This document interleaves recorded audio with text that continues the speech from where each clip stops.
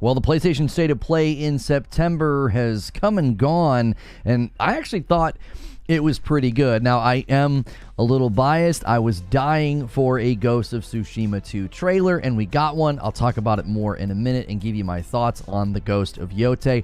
I'm going to walk through, I've got like 15 or 16 things from the State of Play that I think are worthy of mention, things that I thought either looked pretty good or at least that I'm somewhat interested in. Not everything, obviously. I think a lot of people approach these events and they expect a 30-minute State of Play to hit like E3 used to, and I think those expectations largely lead to a lot of complaints and criticism after virtually every single State of Play. I feel like we always hear the same things, and I think every time we get a very diverse offering of games, and a lot of them might not be for you. So I'm going to walk through this. If you like this kind of content, be sure to hit subscribe, be sure to hit the like button.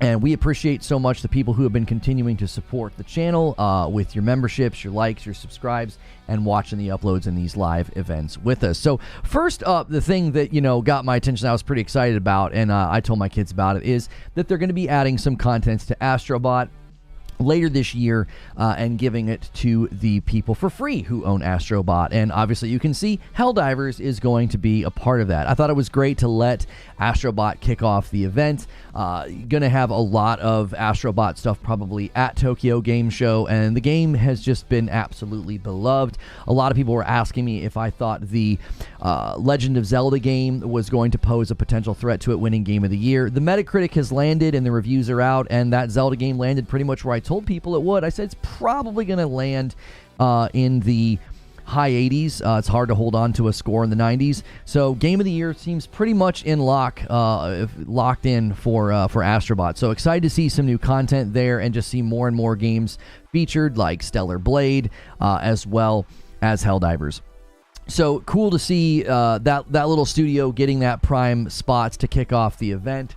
And to talk about the fact that they're going to be adding DLC. Now, the next game that I thought was pretty cool was the Midnight Walk, all completely animated with claymation. Very cool art style from the creators of Lost in Random, which was another really cool art, very cool art style driven game. And this one very much reminds me a little bit of like a mix of Lost in Random and Little Nightmares. So I love these games that are getting more into the macabre and the very strong art direction so that the game stands out. I think more and more art style is going to become the center stage of how a game stands out and how a game gets sort of noticed. So I thought this was cool. I like including games like this in events like this because they're different, they're dark, they're unique. One of the things people commonly complain about with PlayStation is, all their games look the same. They're all movie games or, what have you. And it's like, well, we've got unique games, unique art style, and even this game can also be played on the VR or the PlayStation 5. So you do not have to play the Midnight Walk in VR if you don't want to. Now, the next one I had seen before, and we got to see quite a bit more of, Hell Is Us, which seems inspired by Returnal and Control, maybe even a little bit of Death Stranding, with sort of the main character's outfit and the little like robot on his shoulder. A lot of those inspirational touch points, though, I think fall away when you look at the combat. This game looks very, very cool, very, very unique. No release date yet, but it is coming next year. 2025 is shaping up to be what I feel like is going to be a pretty strong year for gaming. A lot of big games, a lot of very cool games coming out, and I thought Hell Is Us looked very nice. It looks unique. I know it's definitely seemingly inspired a little bit by the Souls trend that we've been seeing lately. Thank Elden Ring and Dark Souls for that. We've seen more and more games coming out with that style of content, but I think that one looks really, really nice, and hopefully we can get a release date soon. The 2025 or release windows is fine, but the closer we get, I think we should start getting release dates for these games. Now, I'm not going to show it to you because it was pretty violent, and I don't want the video to get demonetized. They're being really inconsistent with that on YouTube, so I'm just going to play it safe. But the Metro VR game I thought looked really, really cool. I know not a lot of people are into VR, but I love my PSVR2. I wish I had more space for it and more time for it because I really loved playing through Synapse. That was probably and has been, I think, one of my favorite VR experiences. If you haven't played Synapse yet on PSVR2, you definitely need to check it out. And so I thought the Metro VR game looked cool. The next game that kind of caught my attention was Archeage Chronicles, or Archeage Chronicles, however you're supposed to pronounce it. This one looked like you're going to get to play as a lot of different characters. I was, I think, the most enthused by the really big, bulky guys. I'm like, ooh, hey, I've played a lot of third-person action adventure games, and God of War is probably the only one where I've played as like a bulky character, and it does look like this one you're going to be able to play as a lot of different characters. There's also, this is an online action RPG, so you can play this with other people. There is a little bit of a blurb in there about, needing PS Plus or whatever for that. But like this, these sequences in particular with the large, very large characters that seemingly still have a lot of agility really, really caught my attention. Never been a big mage character, so I was more intrigued by the brutes. So Archeage or Archeage, Archery Age, yeah, however you're supposed to pronounce it. Probably Archeage. That's why the H is in there. Well, no, it's Arche Age, so it might be Archeage. I think it is. Anyways, that was one that caught my attention. Now, this one was a little bit different because Palworld got announced and dropped onto PlayStation 5 literally yesterday, which I thought this was kind of a big moment because everybody was curious if and when this would happen earlier this year. A lot of us were thinking, hey man, Palworld would crush it on Nintendo and it would crush it on PlayStation. Well, probably not going to land on Nintendo unless they can come to a licensing agreement with Nintendo, as they are being sued. Nintendo is very litigious, and Nintendo also has a history of winning. I think they have a perfect record. When they sue you, they win. There were companies in the past that have been sued and have settled and just came to a licensing agreement. So it'd be great if Pocket Pair could do that so that the game could just kind of continue. You cannot get Palworld on your PS5 if you live in Japan right now, likely due to the lawsuit. So we're going to have to see where that goes. Now, I'm not made up my mind on this next thing yet, okay? Dragon Age Veilguard showcased this Blighted Dragon gameplay. And I'll be honest with you, performance looks strange, and I can't put my finger on what is going on. Frame rates are either struggling or they're doing some kind of post-processing. I don't know. I would love for Digital Foundry to break this down and use big words and explain it to me, because there's something odd in the performance of this sequence. I don't know if maybe they've done a lot of just like rendering or something so that it looks smoother than it is. I'm not sure. But I will say this. It looks good. Like, the combat actually looks really, really fun. The more I've seen of Dragon Age Veilguard, the more the combat has kind of sold me. And I'll be honest, this actually looks completely different from everything we've seen up to this point. This feels more epic. This feels more drawn out. Like, the fight takes so long, they actually skip ahead at different times. So I am curious what the combat feels like with respect to moment, because it is this weird blend of like queuing up attacks and comboing with your team, but there's also like dodges and strikes. So I don't know. Somebody's saying that they did 60 with frame gen. Like, if that's why it looks awkward or strange, then I'll be a little disappointed, because that to me made Black Myth Wukong a very unenjoyable experience on the PlayStation 5, and I've continued to hope that they can address that. They basically, Black Myth Wukong runs at 30 and they use frame gen to double the frames, which is not how you're supposed to use the technology. Like, Digital Foundry has called it an abuse of the technology. Another VR game that actually could be fun, Hitman VR. Really cool concept, honestly. The Hitman games are, no pun intended, they're a bit of a hit. People tend to like them, and I think the idea of having to like sneak in and take people out is good. You can set up very curated instances here for Hitman and in a VR environment. So again, I wish I had more time for VR games. I wish I had a better setup, because I've really enjoyed my time with them so far. Now, I don't need to show the trailer for it, but Lego Fortnite did announce a split screen as well as a DualSense controller. I think that's kind of a big deal for PlayStation and Fortnite to be kind of coming together, because we do know that like Epic and Microsoft get along. At least it seemed like they were getting along, because Microsoft helped them get Fortnite back on the iPhone through the cloud, and so it seemed like maybe Microsoft was going to maybe leverage that relationship. But then we see an announcement of a controller, a DualSense controller, and then Lego Fortnite split screen. And speaking of Legos, we finally got a release date for the Horizon Adventures game. Lego Horizon Adventures is coming out November the 14th. and you'll be able to pre-order sometime in October. I believe it says down here in the description. From the 3rd of October. So you'll be able to pre-order this game once October 3rd hits.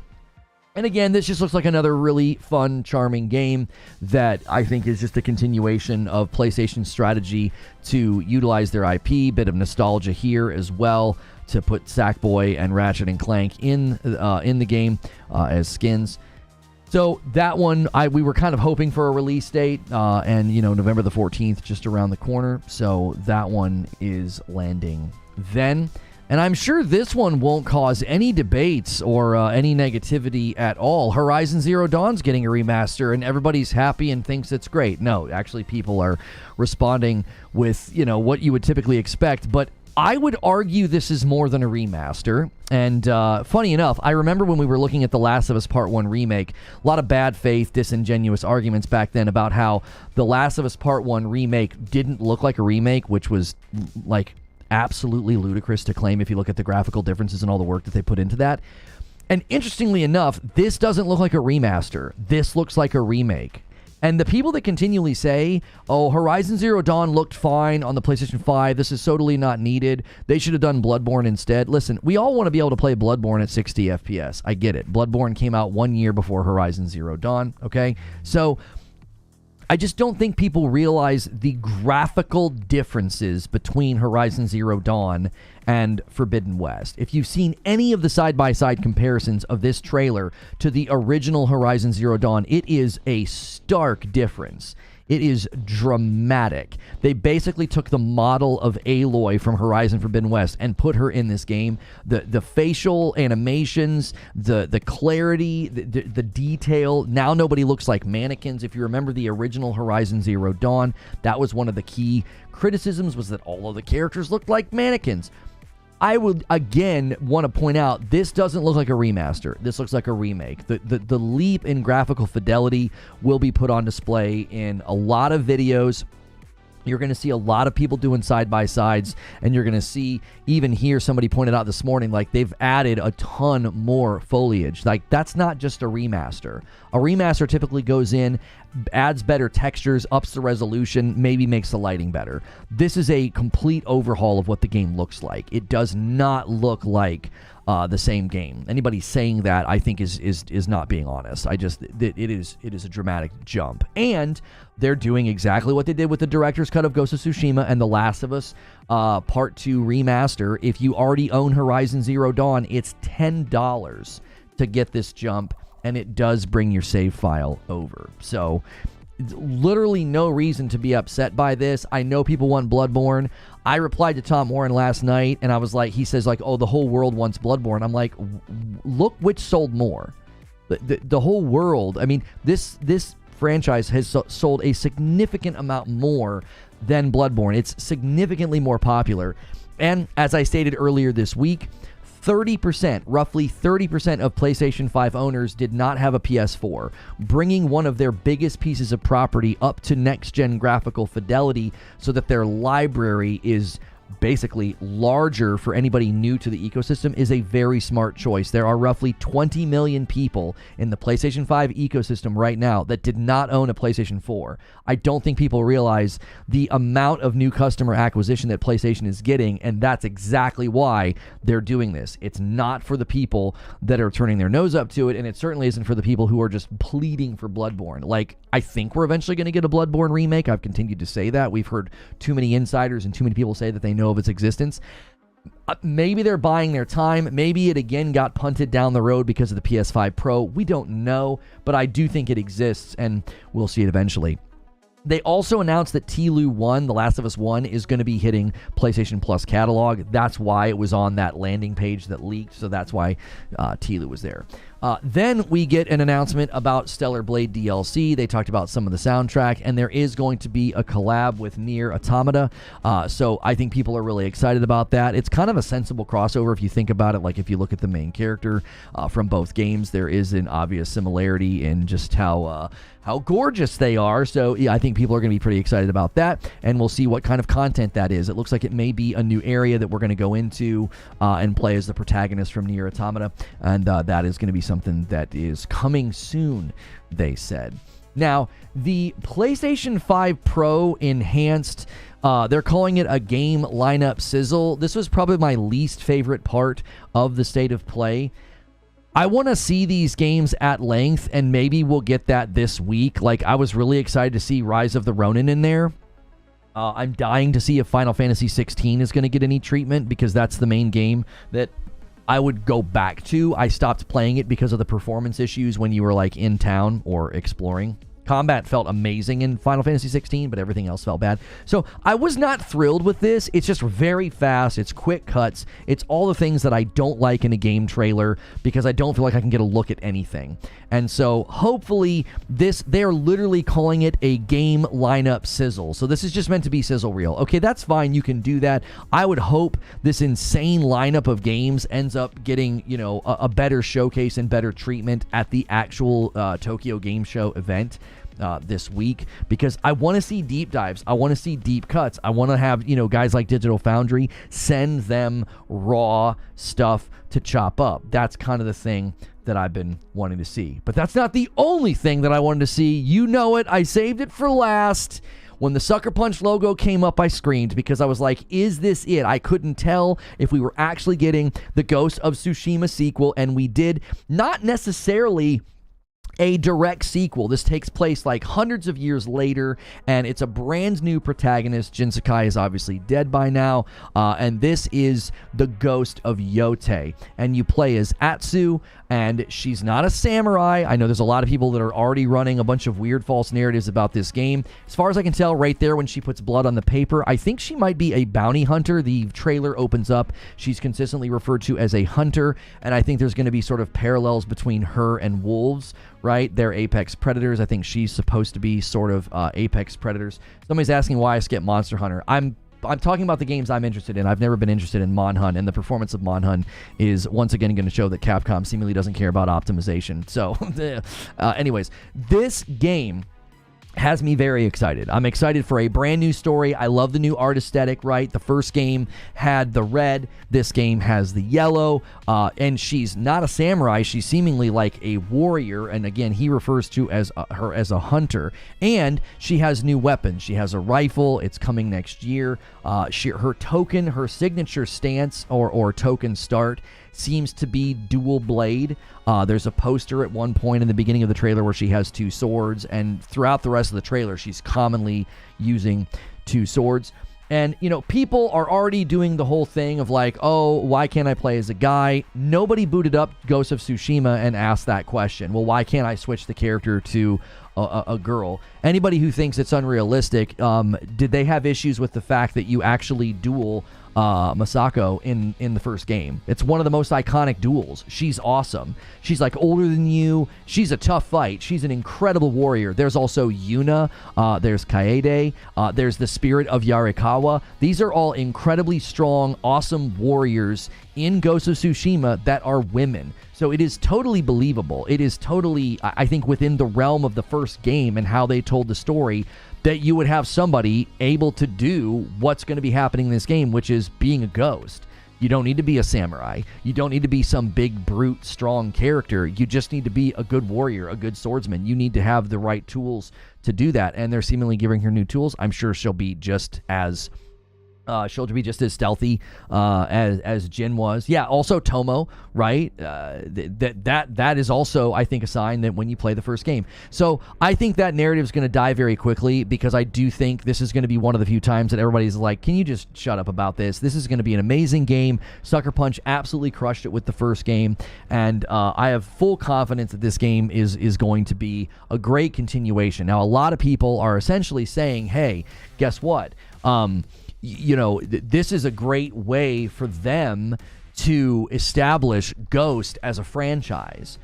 People are thinking this is going to be like PlayStation's Assassin's Creed. So like every couple of years, like every 4 or 5 years, it'll be like Ghost of brand new area, you know, brand new story, brand new character. And I actually really support that, because I actually like that Jin Sakai's story is now totally self-contained in Tsushima. Right? You had the Ghost of Ikishima. If you've not played that, there's really, really great backstory there with his father. I think they did such a good job with his story and all of the different characters that now it's like a self-contained thing. I've said similar things about Returnal. Like, I would have loved a Returnal sequel, but I also really like that Returnal is like this amazingly contained story instead of like, oh, we're just going to keep making Returnals. So the story of Selene is kind of contained there.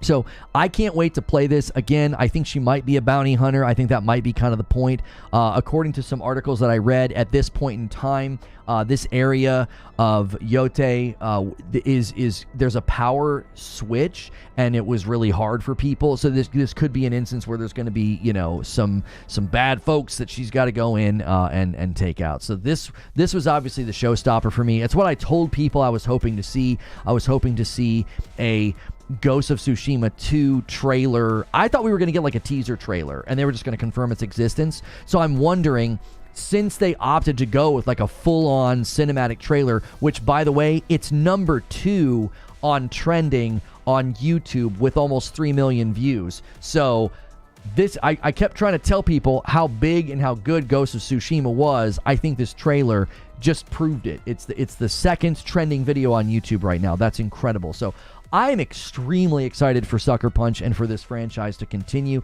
Ghost of Tsushima is one of my all-time favorite games. I have poured an insane amount of hours into it. I've always wanted to replay it on Lethal, just to see if that experience is enjoyable, and maybe even I've always wanted to do a full playthrough in the black and white, the film filter you can put on as well. So overall, I thought the state of play was great. I thought they showed a good amount of things that were exciting, that were interesting to me. And again, maybe not for you, but this is also right before Tokyo Game Show. I was expecting less than we got, because I honestly thought with Tokyo Game Show right around the corner, they're not going to show us much, right? So I think they really continue to establish that, like, listen, you know, there are great games coming. There's first party coming. And I know a lot of people are like, well, a lot of those games are coming out on Xbox as well. If you can play them on Xbox, play them on Xbox, right? I think that that's totally fine. But I also think a lot of the time you're going to watch these state of plays and these showcases, there's going to be a pretty heavy presence of third party, because most people don't know the difference. So there's 60 million some odd people with PlayStation 5s, and they got to see a smattering of games all across the spectrum of style, genre, and game type. And that's what keeps the industry healthy. That's what keeps the customers happy, is a lot of different games. If you always want every game to be some cinematic AAA banger, I just don't think you're going to get your wish. I think I spoke about this a little bit this morning in Morning Coffee. I think a lot of people are coming from the era of E3, and they expect every one of these events to be at that level. It's like every couple of months there's a state of play or a Nintendo Direct, or Xbox does their developer direct at the beginning of the year. Expecting those events to be at E3's level, I think, is unrealistic. Now, nobody says that out loud, but I think it's just baked into the crust of people's expectations at this point, because you spent so many years waiting and waiting and waiting, and then E3 would hit and it would be a week of hype.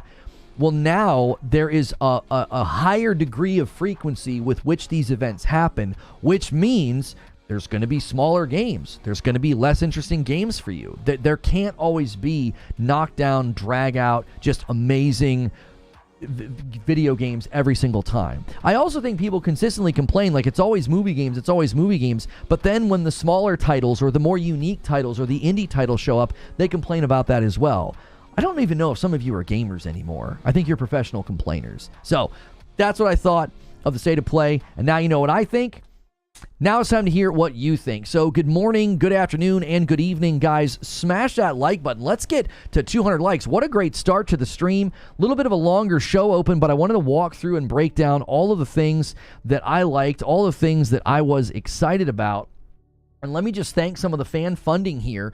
We are working on the goal. You guys crushed it yesterday. We are well ahead. We are well ahead of what we need. And Joker Quinn, Han shot first, and so did you. He takes us to 329, but then a 5-bomb comes in from Charles Freeman and takes us to 334, not 3,000, 334. Thank you guys so much for continuing to gift those members. And don't forget to upgrade to Member Plus or to VIP. Whenever you upgrade, it counts as 2. I am having YouTube look into it. Some people could not gift last week, and this week it's like spinning when you try to. We're trying to figure out why that's happening.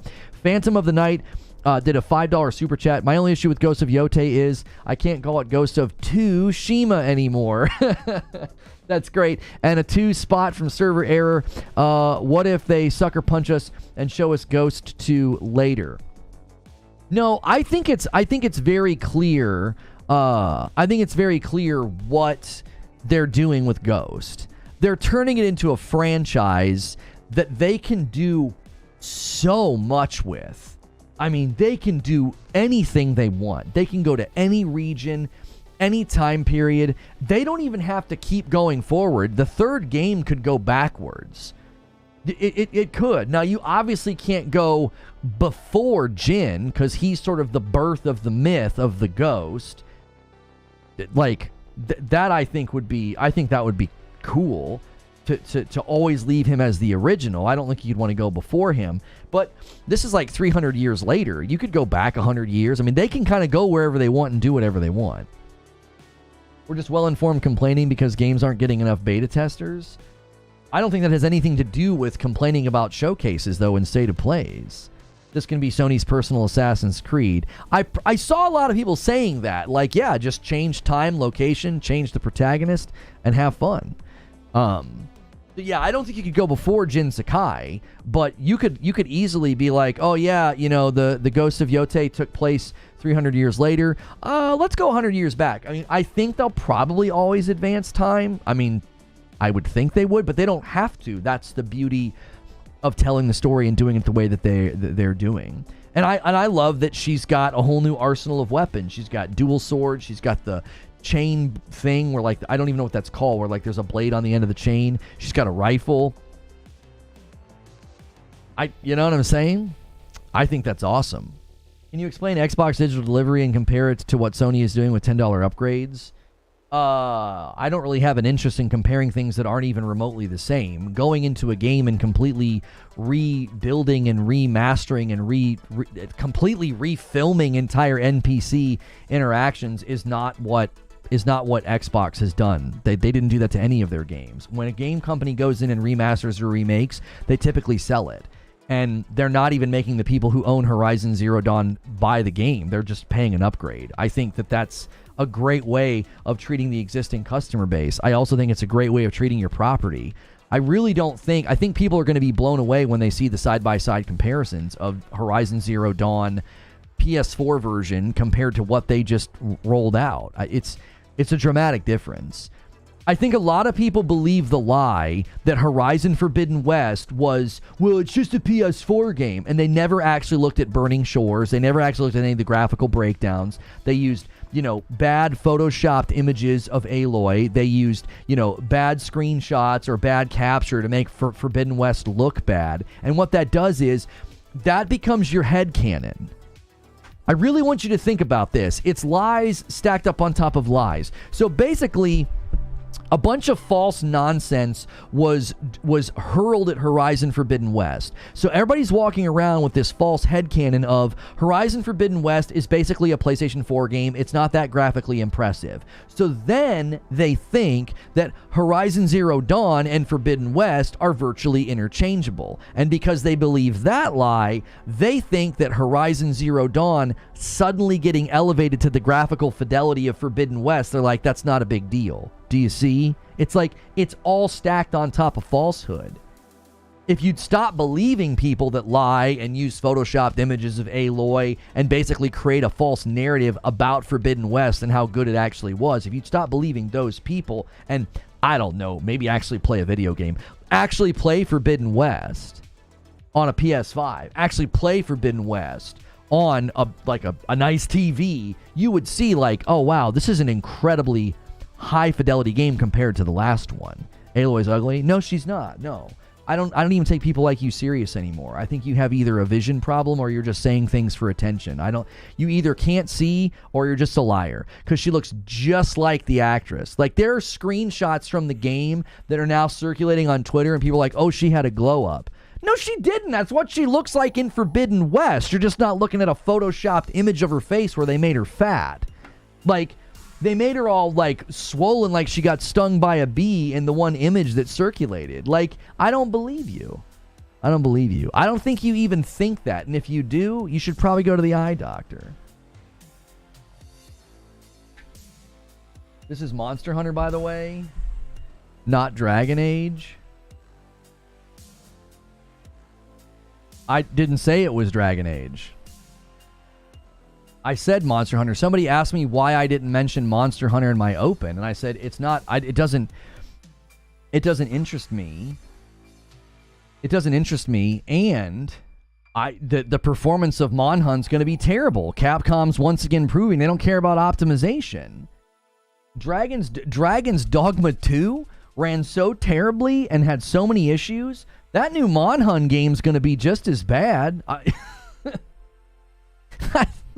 All of a sudden, Capcom's just like, we don't care if games run poorly. Like, they're like, we don't care. Like, they did it with Dragon's Dogma 2, and now they're going to do it with the new Monhunt. You know what I'm saying? I don't get what's going on with their properties all of a sudden. It's like they went, and I think it's the engine. I think the RE engine is great for Resident Evil, but they're trying to use it in too many places or something. I'm not really sure what the issue is. But did Dragon's Dogma 2, did it ever get to a better spot on Steam, or does it still have a bad score? Yeah, Dragon's Dogma 2 has a 60% on Steam. That's freaking embarrassing. Like, the new Monhunt game's probably going to get eviscerated for performance. It doesn't look like it's well optimized at all from what I saw. And I'm not interested in Monhunt games anyway. I don't like them. Dragon's Dogma 2 might be running at 60 FPS on the Pro.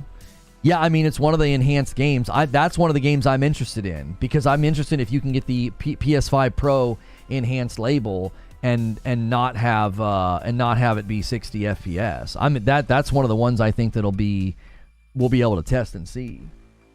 I want to see what Final Fantasy 16 runs on the Pro, and then I'm interested in what Dragon's Dogma 2 runs on the Pro, because that'll be a good test of like whether or not you can get the enhanced label. Dragon's Dogma specifically, because I don't know if they've done FF16 yet. We've not seen any announcements about it, just FF7 Rebirth. Dragon's Dogma 2 running at 60 on the Pro is not a win for anyone having to pay $700. That sentence is like, doesn't even make any sense, Paul. Who's doing that? What consumer is like, well, I'm going to go spend $700 just so I can play Dragon's Dogma 2 at 60 and then like what, put it away in a closet? Your sentence is weird. What consumer are you presuming would do that? Yeah, I'm going to spend $700 just for this one game and just for this one performance threshold. Like, I swear, people like you invent consumers to be like, yeah, this is so unfair to this one random consumer that doesn't exist. Like, no one would do that. No one would buy that device just for that. Like, well, it runs at 60. All right, put it away. Guess I wasted my money. I'm not going to play anything else on this device. Like, if somebody did that, that's a self-inflicted form of dumb. Like, they did something that doesn't even make any sense. Like, no one's buying a console for one game. A PlayStation Dragon's Dogma. I'm not talking to you for the rest of the day, Paul. You're just being silly. You don't deserve engagement right now, brother. You're being ornery or something. No one's doing that. No one's doing that, dude. Take the day off, Paul. You're on one already. You're on one. Yeah, the Dragon's Dogma fans going to buy a PlayStation 5 Pro just for this game. Who are these customers that you guys invent? Who are these customers that you guys invent, you know? They don't play anything else, just that one game. I actually like the OG model better. The texture on the OG looks better. Look at the sleeve. No, I don't agree with you. The lighting is significantly better. It's not texture, it's lighting. The lighting in the new Horizon looks significantly better because the lighting on that texture that she's wearing, it looks flat. Everything looks soft and less textured in the remaster. Even her face seems so smooth. Yeah, again, somebody saying they prefer what the original Horizon looks like to the remaster. I seriously think some of you guys just say things for attention. I don't believe that you actually think that. That seems like you just want my attention. Like, you think that the PlayStation 4 version of Horizon Zero Dawn looks better than the remastered version with the superior lighting. Like, I don't believe you. I think you're just saying that to get attention. There's no way you genuinely think that. There's no way. There is absolutely no way that you think that. You're just saying it for attention. You've got to be. Let me show you, chat. I just... The textures do look softer, but it's because they look more real. They don't look like rigid, stiff plastic, because the lighting is better. Hang on, I gotta thank Belphegor. A 5-bomb from Belphegor takes us to 339. Let me show you the image, guys. Like I can't take stuff like this serious. I can't take you serious. There's no way. Hang on, I got the wrong. There we go. You're just saying it for attention, man. Like, yes, these textures, you can see more details, okay?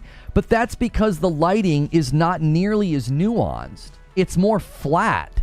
Like, if you look at this texture here, there is far more shading and shadows and more realism in how it's lit. It's not so flatly lit. So this looks very stiff. This looks like stiff, like dried out leather, right? It looks realistic. I'm not saying that the one on the left looks bad. I'm not. But the lighting is what's making it look different. Like this looks more like how real light interacts with clothing, especially when you look at her back. When you look at her back, you can see a significant more amount of shading and color variation depending on where the light is hitting. So to say that you think that the one on the left looks better, again, I feel like people are just saying, you're just saying something negative so that you can get somebody to interact with you. I don't think that you genuinely looked at those pictures and thought, oh, the old one looks better. I just don't believe you. I don't. I think people are now in the bad habit of like, I got to find out something to say so that I can get attention. Like I don't quite get it. Colors are so much more prominently active in the remaster. Yeah, it just looks great. Like I said, I think it looks like a remake. I think it looks like a remake. If you look at, especially when you start to look at their faces, I still to this day think that they've made her head... Oh, wrong button. Her head's way too big. I'll continue to say that. I don't know why they haven't gone back and revisited the model of the child. When she's the child, her head's freaking enormous. It's like, how can she even run around with that big old noggin? She's got like a bowling ball on her shoulders. It's like, have you ever been around a child before in your life? That's not, their body proportions don't look like that. Like, maybe when they're a newborn baby, their head is significantly larger than their body, but not when they're that age. But like, when you actually look at what they've done with these characters, and then you go look at the original, this does not look like a remaster. This looks like a remake. I really think that people need to go back and look at the original Horizon Zero Dawn. Look at the characters and look at the NPCs. I brought up Dragon Age because when you were talking about Dragon Age in the open, you said somebody told me it could be relying on frame gen to get to maintainer 60. Yes, because at that time, Lone Wolf, you were really crossing wires here, homie. During that section when I said that, I was specifically talking about the performance in Dragon Age looks weird. There's something odd about the frame rate. And somebody in chat said something about frame gen. Now, maybe they were talking about Monhun, but I wasn't talking about Monhun when I said that, and I certainly wasn't talking about the performance stuff in the Discord. So maybe they were talking about Monhun, but I was not. I was simply talking about the performance during the dragon fight in the Dragon Age Veilguard gameplay. I thought it looked very odd. There was something strange with the frame rate going on. So, how does this remake compare to the PC version? They're selling this remake on the PC version. So the PC version was a port of the PlayStation 4 game. They made it look nicer, but the NPCs, hard to disagree. The left looks better in this one still. All right. That's fine, Hadigan. I know where your loyalties lie, so that's fine. Yeah, the original Horizon Zero Dawn looks better than the remaster. You're allowed to think that. That's fine. You can think that. I'm not going to debate people that clearly are just saying things for attention. That's not a genuine opinion. There's no way you can look at any of the NPCs in the original game and actually think that. You're literally just saying things for attention. It's not a good faith statement. It's to me it's so close to a lie. I feel like you're lying.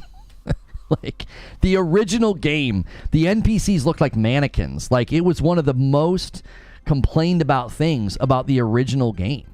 Was that, you know, it doesn't look anything like this. The level of lighting, the level of detail of the shadows, the colors. There is not a single NPC in the original game that looks like this. There isn't.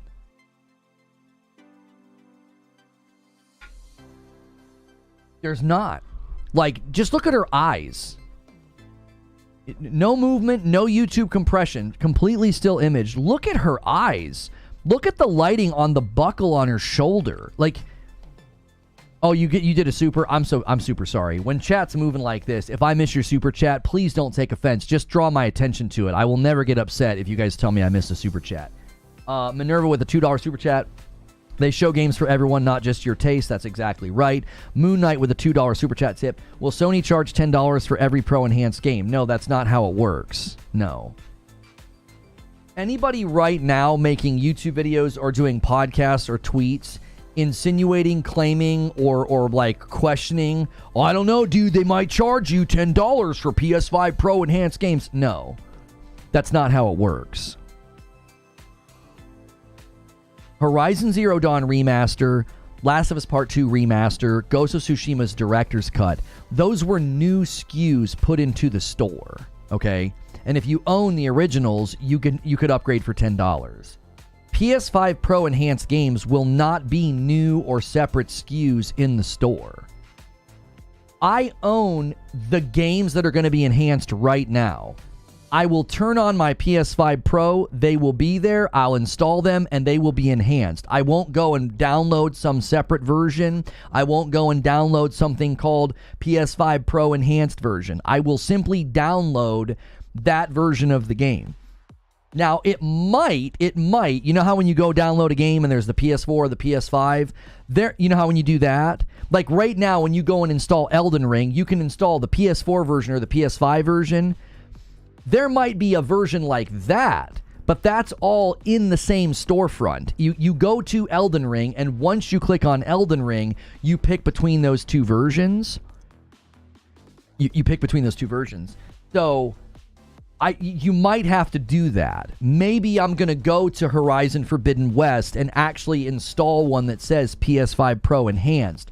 Or they'll just detect that I have a PS5 Pro and it'll download some kind of an update or a patch or something. But you will not have to go to the actual storefront and spend any money. That's not how it works. So if people are insinuating that or hinting at that, they're just being haters, man. If anybody's putting that thought in your head, like if you were just genuinely concerned, you know, be at ease. Like they're not going to do that. They didn't do that for the PS4 Pro either. That would be really upsetting. Hey, you just bought a more expensive console. Now you have to spend a bunch more money on every game that you own. That would be silly. It's like that on the Xbox. In the fringe time, we could buy normal SX versions. There were women Ronin in real life. There's nothing wrong with the new Ghosts. I'm here to tell you, anybody complaining about that either didn't play Ghost of Tsushima or they forgot about the fact that there are ridiculously strong warriors in Ghost of Tsushima that are women. You fight one of them. You fight 2 or 3 of them, actually. These people are not real. Yeah, the NPC work in Horizon Zero Dawn is very, very good. And I think people are now waking up to the fact that they fell prey to a lot of bad images, right? They fell prey to a lot of bad images. Because you can take bad shots of Aloy and make her look, you know, less flattering. You know, you can. But, like, I think a lot of people are like, oh, wow, they made Aloy prettier. No, they didn't. She's always looked like this. In Forbidden West especially, because this is the exact same model for Forbidden West. They didn't make any changes to her at all.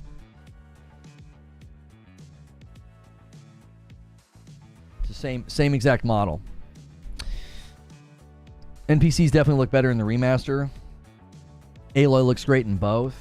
Yeah, she looks better in the remaster though. Like her face and hair is significantly better. It looks really good. They got a whole lot better at doing hair. I'm trying to find a good spot. Hang on. Like, I paused the video. There. Here's a good example of why you have to do side by sides. And I don't even know if this is somebody on a PC either. Does he say, is he showing original versus remaster? Is that what it looks like on the PS4? I don't think that's what it looks like on the PS4. Which versions is he comparing here? He doesn't say in the description. Yeah, because even this comparison again, the original looks good, but I don't know if it looked like this. I don't know if it looked like this on PS4. This looks like it's been boosted with resolution on a computer, on a PC. Like it's obviously this is the new model. This is what she looks like in Forbidden West. This is the old model, but the resolution and the lighting, this looks like a PC. PS4 Pro version? Yeah, I'm not sure. I'd be curious to see, like, I want to know what the original PS4 looks like, because I don't remember the lighting and the resolution looking that good on my PS4 when I played it. The original doesn't have subsurface scattering on the skin.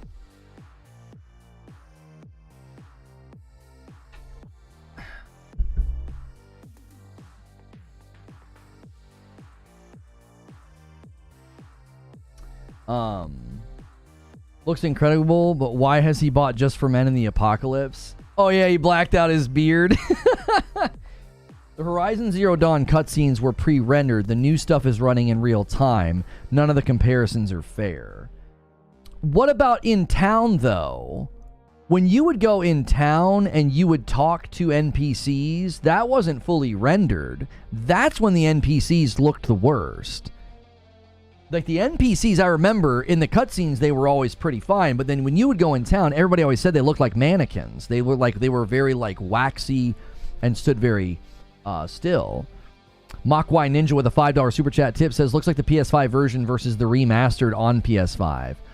Oh, so maybe they're comparing it, yeah, maybe they're comparing it PS5 to PS5. Because when I played it on the Pro, I don't remember it looking that good. But like Eugene's saying, the cutscenes looked very, very good in the game. What is this?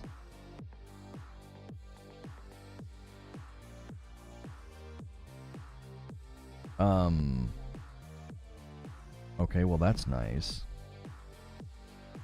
I'm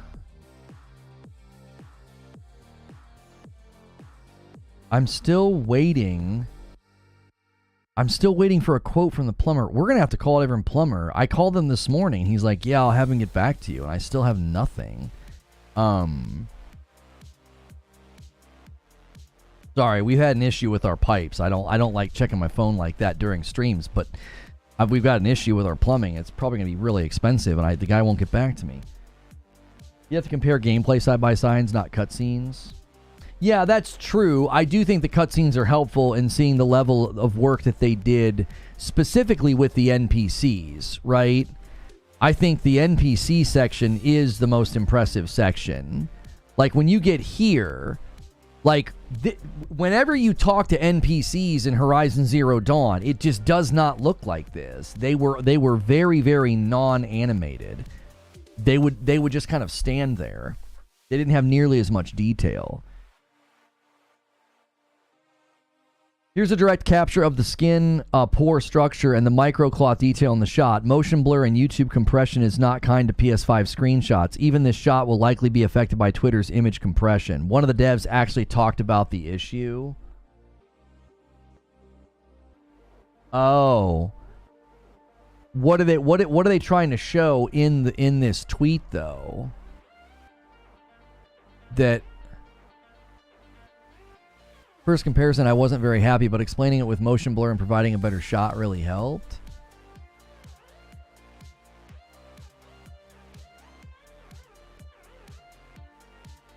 So this is the... Hang on, let me get you guys this image. they've got an image of like zoomed in on her, like on her pores and her and the clothing. All the Mario Brothers. My friend made that joke. He sent me that. He sent me the Mario Brothers plumbing ad from the movie. He's like, call these guys. Here we go. So this is the level of detail in the new version that you're getting. Like, there's actual texture to everything, to the skin, to the cloth. And you can see how the lighting is not flat. It hits in different ways. There's different shine, different levels of shine. When it hits this cloth here, it creates a lot more color variation. So like this is actually insane that this level of detail is being brought to the game.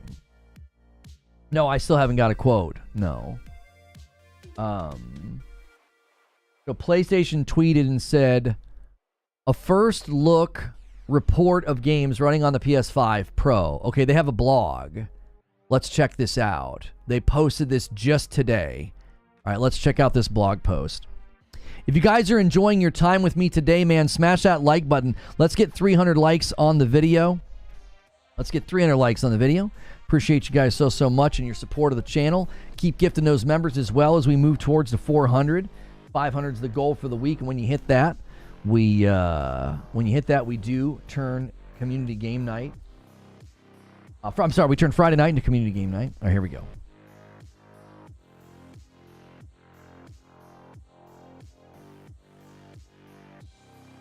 Okay, first look report, PS5 Pro games. Okay, Chris and I got a chance to go eyes on and hands on with the PS5 Pro console for the first time. Impressions are promising.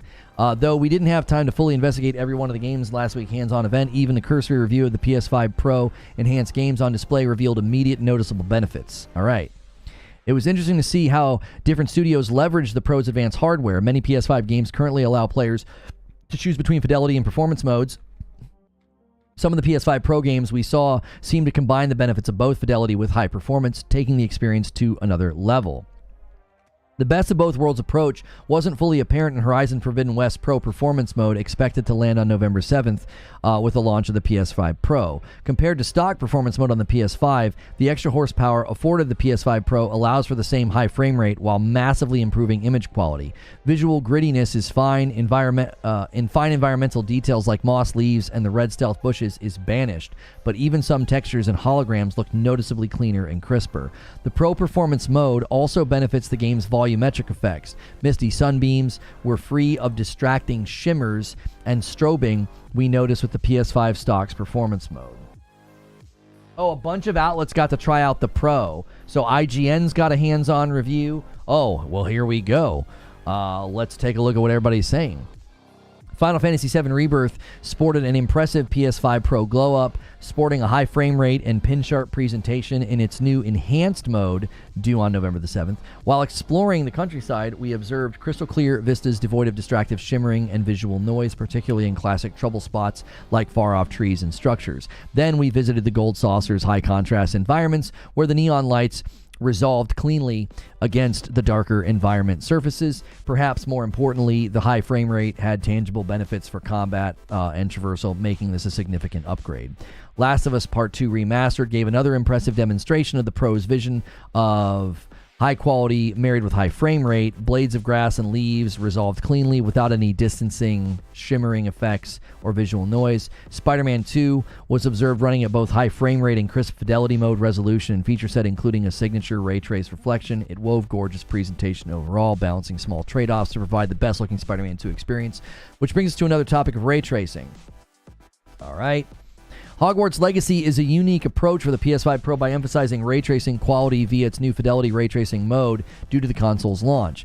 Based on what we saw, the new mode provides a big boost to the lighting system by adding ray trace shadows and enhanced ray tracing reflections, all while targeting a stable 30 FPS. So there still are going to be 30 ray tracing modes. This is not surprising to me. As long as I still can turn on performance mode, I don't care. That doesn't bother me. There are people that want this. I'm not one of those people. But there are people that want the absolute highest level of ray tracing at 30. They might even turn this on just for screenshots. Like, I'm fine with that. Seeing your character realistically reflected in a suit of armor is a stunning demonstration of ray tracing's potential, while the upgraded ray tracing shadows bring another visual flourish to an already polished game. Though ray tracing seems to be the main focus for developer Avalanche, the game's performance mode and fidelity mode will see quality enhancements too. There you go. Remember all of the clickbait nonsense, all of the lies? Oh, PS5 Pro is still going to have 30 FPS games, and they tried to use Hogwarts Legacy as proof of that. No, as I said, and as is proved right here, you are still going to have performance mode, you are still going to have fidelity mode, and they are getting quality enhancements from the Pro as well. I thought the goal was 4K ray tracing. That's not the goal, that's possible. There are games that are going to do that. There are games. This is going completely full bore at ray tracing. This is not targeting 4K ray tracing 60. This is targeting the most ray tracing possible. Nobody ever said, and I never said, that the goal was, and that every game would be 4K ray tracing 60. That's a misrepresentation of what I or anybody has said about the PS5 Pro. That's not an accurate summary at all of the marketing, of my coverage. I've consistently said there will be games that want to do far more with ray tracing. Hate to be that guy, this isn't full bore ray tracing. Well, full bore within what the PlayStation 5's offering. Like, they offer a whole new suite of ray tracing tech, and Hogwarts is grabbing all of it. We already get the first complaint. Everything should be 4K ray tracing. Yeah, I don't think that's a reasonable expectation. I did not expect that. If Hogwarts Legacy and other games like it also see enhancements to their performance modes and fidelity modes, then the PS5 Pro is doing its job. It's raising the performance of the game. Right? Like, think about it.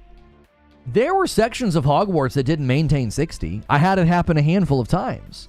Large fights, large areas, lots of enemies. There were frame dips. I remember it happening. Okay? Well, that is likely to go away. If they're going to do enhancements to performance mode, that'll be one of the things that'll probably benefit, is the frame rate will probably be more stable.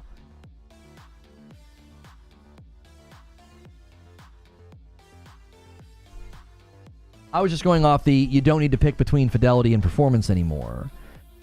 Zinthos, I would say they're probably going to push for that from their first-party studios. Like, I think what you're saying is fair. Like, Cerny's like, hey, we don't want you to have to pick between performance and fidelity. Well, they can't tell Avalanche what to do. They can say what they would like, right? I think they're going to go... I think they're 100% going to go to their first-party studios and say, we want a pro mode for all first-party games. We want you to do both. We don't want you to give just better versions of ray tracing. Like, I think that's going to be something they demand from their first-party studios. GT7's targeting a November release for a new patch that will add several new PS5 Pro-focused rendering modes, including a ray trace priority mode that adds eye-catching new car reflections. F124 is upgrading its quality mode to add new ray tracing effects that shine particularly on rain-soaked courses. See, look, as soon as you leave first party, what do you get? Right? This is another instance where they're going to be adding a patch for new rendering modes. There is going to be a ray trace priority mode. We know that. We know there's a mode that goes all the way up to, like, you know, AK30 or whatever. But then F124, well, they're adding more ray tracing to their quality mode. See, so as like, I'm okay with the game getting the PS5 Pro enhanced label as long as I can still pick a performance option. If they give the label to a 30 FPS capped game, I will take issue with that. But if there's a game like F124 and they're like, yo, that ray tracing's sick, let's throw that in our quality mode, that's fine. There are people that like that. They want that mode, they want that ray tracing, and that person's getting what they want out of the Pro. I, for one, would not turn that mode on unless, you know, again, unless you're doing screenshots or something, like you're pausing and taking screenshots.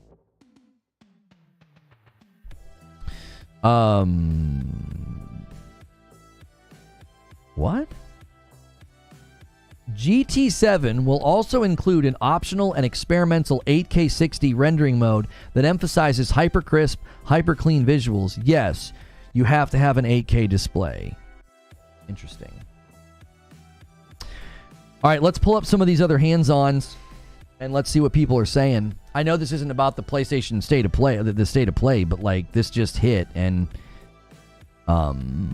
let's see. The Verge says, I played the PS5 Pro and it's clearly better.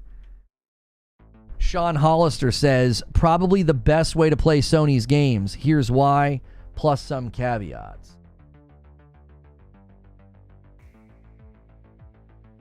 What's the Shinobi one? Oh, is the Shinobi one just like a rundown? Here, let me open that one too. Hang on.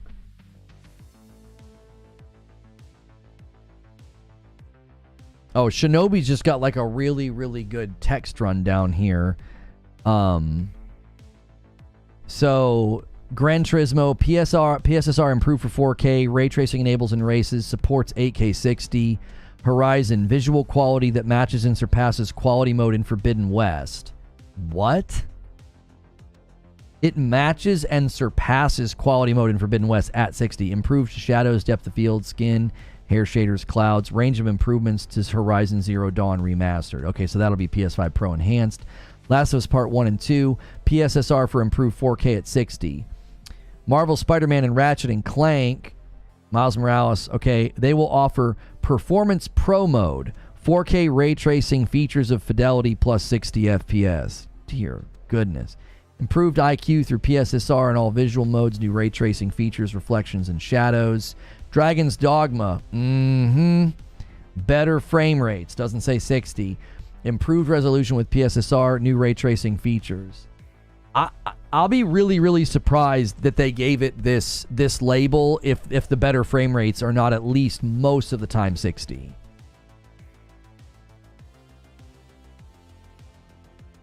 You didn't see the blog from last night? Oh, brother. What blog? Resident Evil Village, new 120 FPS performance mode, improved resolution with PSSR. Resident Evil 4, improved resolution with PSSR and higher frame rates. Dragon Age Veilguard, improved resolutions and visuals in both performance and fidelity modes through PSSR. RTAO in 60 FPS performance mode on the PS5 Pro. Developers share how they're using the new tech. I didn't see that last night. Star Wars Jedi Survivor, quality mode at 4K, performance mode locked at 60 with ray trace reflections in AO, improved resolutions with PSSR.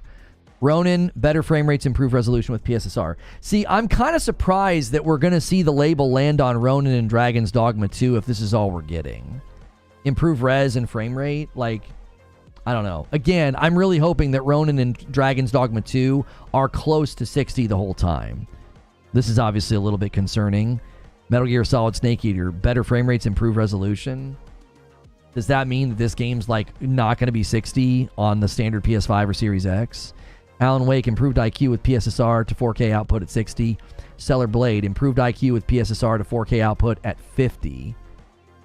That's weird. Higher frame rate option of 80. You need a 120 hertz TV. That's... why 80? And then 50? Those are weird numbers.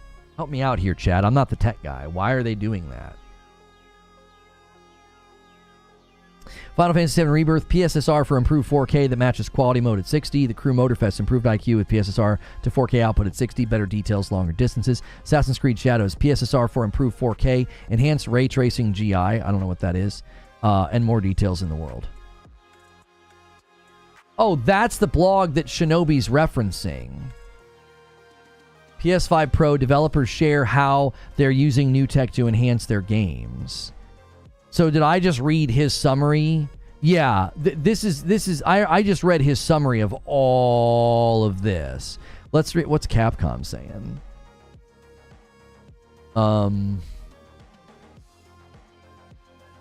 Yeah, allowing improved frame rates. So what they're doing is the PSSR resolution and new ray tracing is allowing for the improved frame rates. Yeah, we'll see. The biggest problem with this game is that it's CPU bottlenecked, and the PS5 Pro isn't giving a ton. It's the same CPU, so you're not going to get suddenly a bunch of headroom there.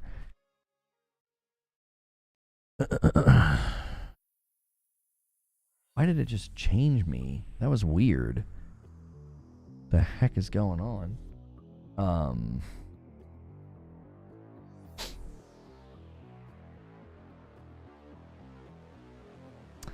Okay, I want to read The Verge's review here. The improvements are seriously impressive if your TV is close enough to your couch. This time it brings out details like individual blades of grass, improves the density of particles on screen, unlocks optional AK and ray tracing modes, and even reduces distracting shimmering that often popped up in games on the original console.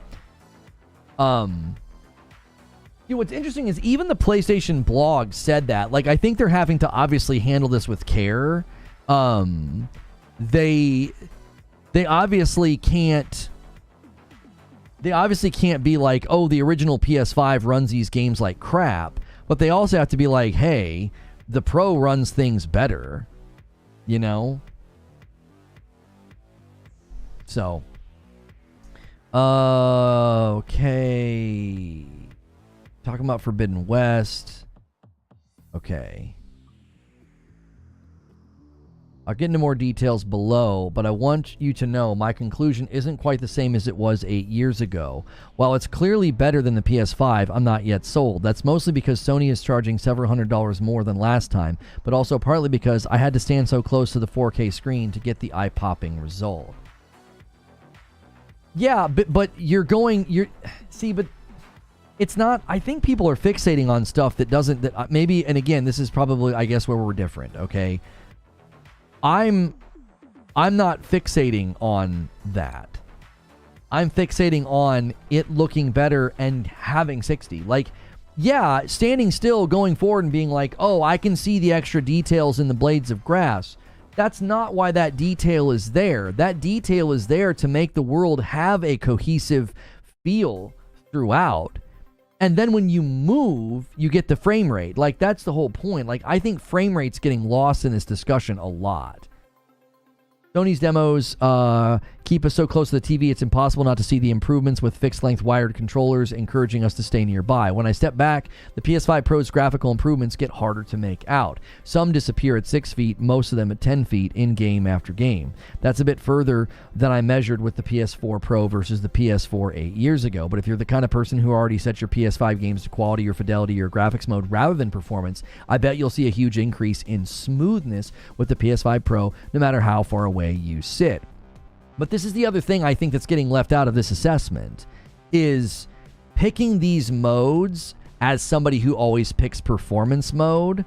I'm going to see the difference. That's not a large screen at all. Yeah, these don't look very big either. Like, that's not a very large TV. I'm not, no smack talk to anybody who has a TV this size, but like, my TV is significantly larger than that. I'm the target audience, right? I've got a nice, big, large, expensive TV. So yeah, I think that we're getting lost. We're so getting lost in that this is not meant to just be prettier. I always pick performance mode.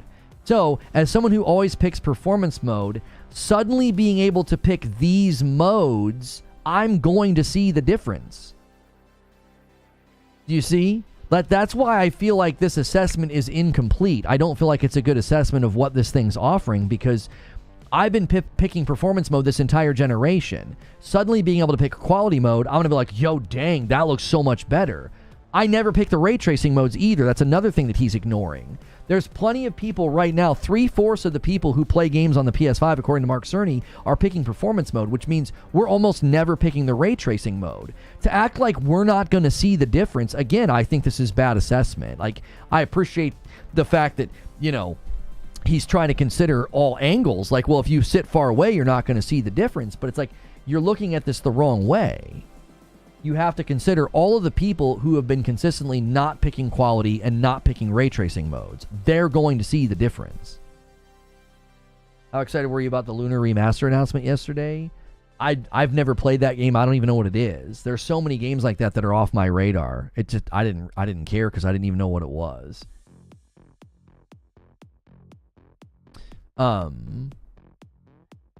Okay, now let them drive it upscale 4K 60 when producer flicks it on. Okay, Demon Souls. Smoky barriers now have more particles. Both these racing games let you choose the modes. Instead of ray tracing, they can optionally use the PS5 Pro's extra horsepower and AI upscaling to offer 8K picture for a few and proud with 8K TVs, or a smoother 120Hz mode at 4K upscaled resolution. But now that I've experienced it, I'd pick ray tracing every time. Yeah, I think this makes sense. I think in these games, you want it to be shiny. You want everything shining. If a developer says their game is running at 4K resolution, you should know that's not necessarily an apples-to-apples comparison with other 4K games. In every case, PS5 Pro is outputting a 4K picture to your TV thanks to the magic of AI upscaling with all the crispiness that provides. The game's internal render resolution may be quite a bit lower, though, and it varies as you play, all of which can affect the end quality. Developers tell me that Sony's PSSR upscaling can keep up with all of that, turning a 720 image into a 4K one on the fly at 59.94 frames per second, but 720 upscaled to 2160 may not look as good as 1440 upscaled to 2160, of course. Some developers might still want to sacrifice frame rate for resolution if Sony lets them. A leaked document suggests they might, but Sony has not confirmed. Also, while developer after developer tells me that the PS5 Pro offers the best of both worlds with fidelity and performance, the PS5 Pro doesn't quite offer double the performance of the original console, so some small sacrifices are being made. It doesn't quite offer double, and yet it's only $200 more. I again think some of the framing here is weird. For example, Insomniac Spider-Man 2 actually runs at a lower render resolution in its PS5 Pro Performance Pro mode than it does in Fidelity mode on the original PS5. While I vastly preferred the PS5 Pro experience, it does lead to some interesting edge cases where fine detail on certain objects like windows and distant buildings might not be quite as easy to make out.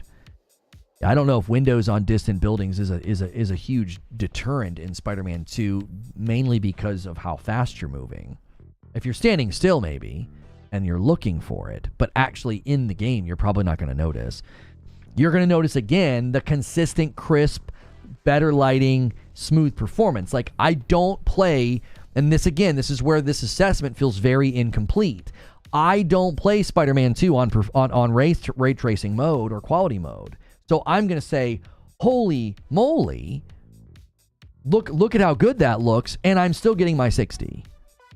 Does that make sense? I feel like he's very much looking at this from just one edge of the telescope. It's like, you've got to consider somebody like me who played the entirety of Spider-Man 2 in performance mode. The minute I turn on this new mode, I'm going to say, whoa.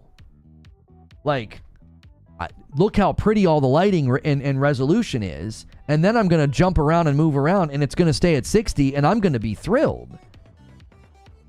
I can't see into distant windows in real life either. Yeah, I'm not going to be like, oh, the detail in a distant window is a little diminished because the internal resolution's a little bit lower. Like, I'm not going to notice that because I'm not coming from fidelity, ray tracing, or quality modes. I'm coming from performance mode. Spider-Man 2 has ray tracing on the 60 FPS mode. Right, sorry. What I mean is, I've always played Spider-Man 2 on performance mode. I've never played it on fidelity. So the minute I turn this new mode on, it's going to look better to me immediately. I do agree with him that if you have been consistently running fidelity modes or fidelity ray tracing modes, you might not notice the biggest difference in the picture, but you're going to notice it in the smoothness of the frame rate. See, like, both users are getting an improved experience. If you have been choosing fidelity mode, quality ray tracing modes, the entirety of having a PlayStation 5, and then you get a Pro and you start using these Performance Pro modes, you're going to say, oh, wow, it's so much smoother. You're going to see the light. You're going to be like, oh, now I know why all these guys praise 60 FPS. I'm coming from the other end of the spectrum. I'm going to say, oh, wow, I've never turned on fidelity or quality ray tracing. The game looks so much sharper, so much better with all that great lighting, and I'm still getting my 60. So I think I think that's where this assessment doesn't seem as holistic as it should be, because there are two types of gamers that are going to experience these modes. When developers do have to choose several, tell me they decide to prioritize stability, fixing those glaring sacrifices they had to make in the original console. But some games will ship with their original performance and fidelity modes too, in case you prefer them. And a few games really do look like the best of both worlds. I couldn't find a single sacrifice in my short time with Final Fantasy VII Rebirth. The hair and the fine details on the Pro even exceed the original PS5's graphics mode. We're looking forward to getting the PS5 Pro in for testing so we can do a full review. So then he once again, this is the stuff basically from the PlayStation blog. A $5 super chat tip from Mokwai Ninja says, Sony needs to be comparing PS5 performance mode versus the PS5 Pro, and that's the difference people will be seeing.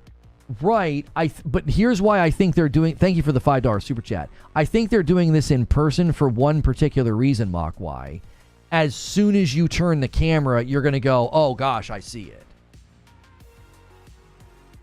You say, oh, I see it.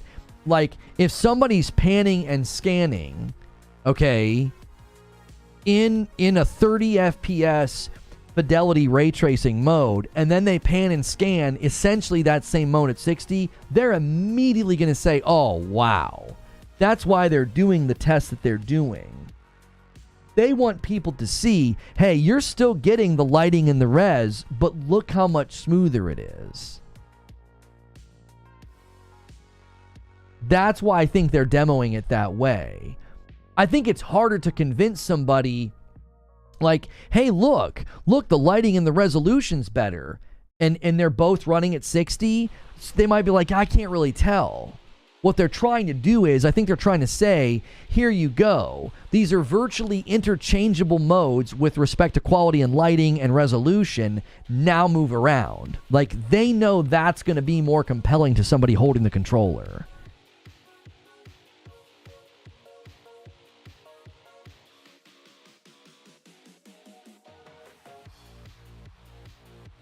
Guys, please don't forget that super sampling exists. 8K can actually be super sampled to 4K TVs, just like the PS4 Pro did 4K to 1080 TVs as super sampling.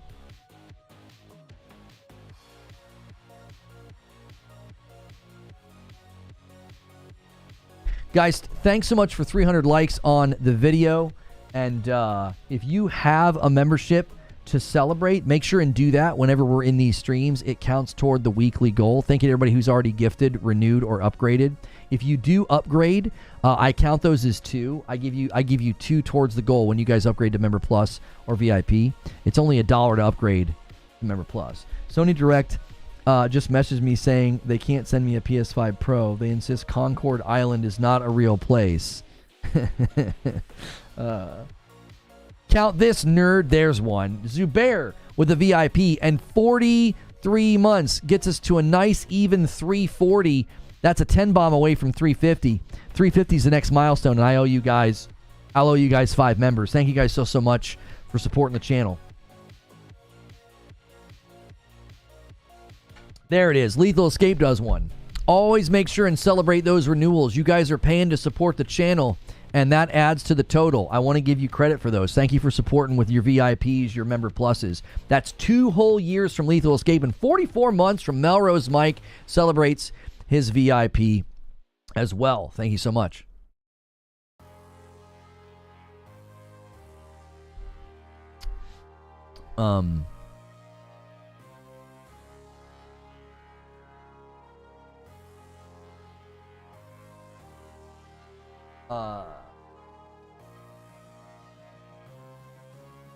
Morning, good sir. Good morning, feed. According to The Verge, Dragon's Dogma 2 PS5 Pro mode currently hits 55 to 60 VRR in the city, capped at 60 outside. At PSSR upscaled 4K resolution. Wouldn't discuss internal resolution. Got my red badge back. You got it back. That's pretty good.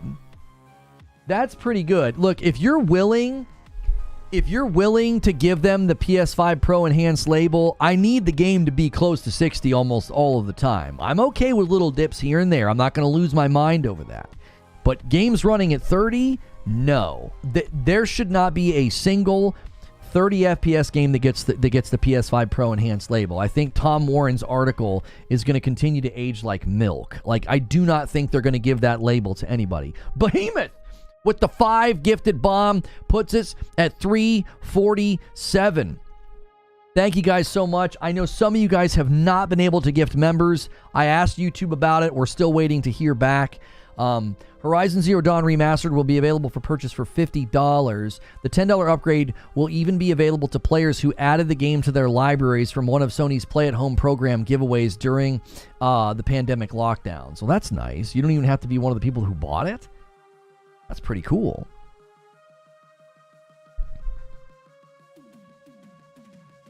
I'm expecting the payment link for the PS5 Pro anniversary soon. What? Are you making a joke, Behemoth, or are you saying you're going to try and get one? No way I'm paying $700 for 30. I don't care about the internal resolution, says Corey. I care about the output resolution and the frame rate. Also, 55 FPS in VRR window for PS5, so it'll be smooth. Yeah, because, I mean, my TV has VRR, and yeah, that kind of a drop, you won't even see it, really. The VRR will smooth it over. Listen to me. All of the people who talked about, like, oh, CPU, oh, the bottleneck, oh, you're still going to get 30 FPS games. If Dragon's Dogma 2 is running at 55 to 60 and VRR smooths that over, then that's pretty encouraging, because that's one of the worst culprits in recent game launches with respect to a CPU bottlenecked game. A game using frame gen to hit 60, would that still count? Or native 60 only? 60 FPS is about to get messy? No, they're not going to give the label to somebody using frame gen to hit 60 the way Wukong did. Mark my word, they will not do that. That is not what the PS5 Pro Enhanced label is for. Listen to everything we just read, Paul. Listen to everything we just read. There ain't no way that PlayStation is gonna interact with a company like Black Myth and be like, oh no, that's fine, we'll give you the label. You used frame gen to double your 30. No way. Paul's triggering Lono. Yeah, you're trying to trigger me with the Wukong thing. I cannot see. Like, look at how they're interacting with these developers. They got Dragon's Dogma 2 to run between 55 and 60 by leveraging the upscaling and the AI. Are people starting to maybe think that maybe GTA 6 is going to be okay? If Dragon's Dogma 2 can pull it off. You see what I'm saying? Like, they were able to get headroom by utilizing the upscaling and by utilizing the newer ray tracing. I don't know if they were using a different version before or what, but that's the way they phrased it. The way that Dragon's Dogma phrased it in the PlayStation blog is, yeah, by utilizing these two things, we were able to get higher frame rates. I'll wait for the Digital Foundry video. Just wondering, because I don't think a game should be using frame generation like Monster Hunter on PC is on its spec sheet. Yeah, Monhunt's gonna... People should be prepared. I think that thing's gonna be a performance nightmare. Sorry, I misunderstood. I use DLSS frame gen. It works wonders there. FSR frame is kind of awful, especially with the way that Black Myth Wukong utilizes it on the PlayStation 5. All the guys that were out there saying PlayStation 5, Black Myth Wukong runs beautifully, they're incorrect. They can think that, and that can be their experience, but they're objectively wrong. Keywords is 55 to 60 in the cities. I can't even do this on my AMD 6900 XT rig, says Lone Wolf. Oh, it's 55 to 60 in the city, which is like the worst area, and then it's capped at 60 outside? Come on, let's go. Come on. Come on, I'm about to be playing Dragon's Dogma 2. I totally skipped it for that reason.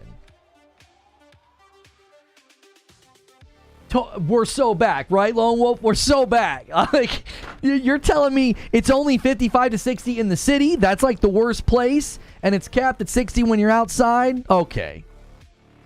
It's 40 in the cities? No. The new report, Brytech, is that on the PlayStation 5 Pro, Dragon's Dogma 2 is running between 55 to 60 in the city, and VRR is there to smooth it over.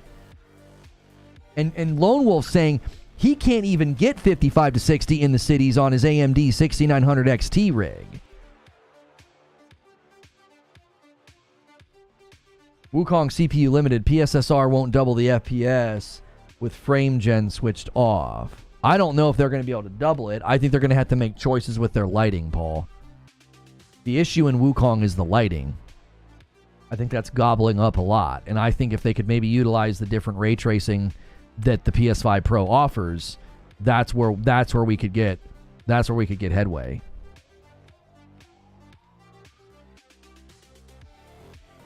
Ben says I was getting 60 on my 3080. Hang on. I keep checking my phone because I keep wanting to say, I keep wanting to look for this quote from the plumber. I'm probably going to have to go with another plumber now. It's so unprofessional.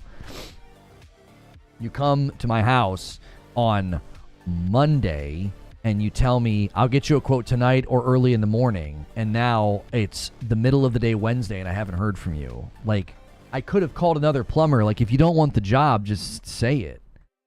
Call somebody else. Home ownership. It sucks.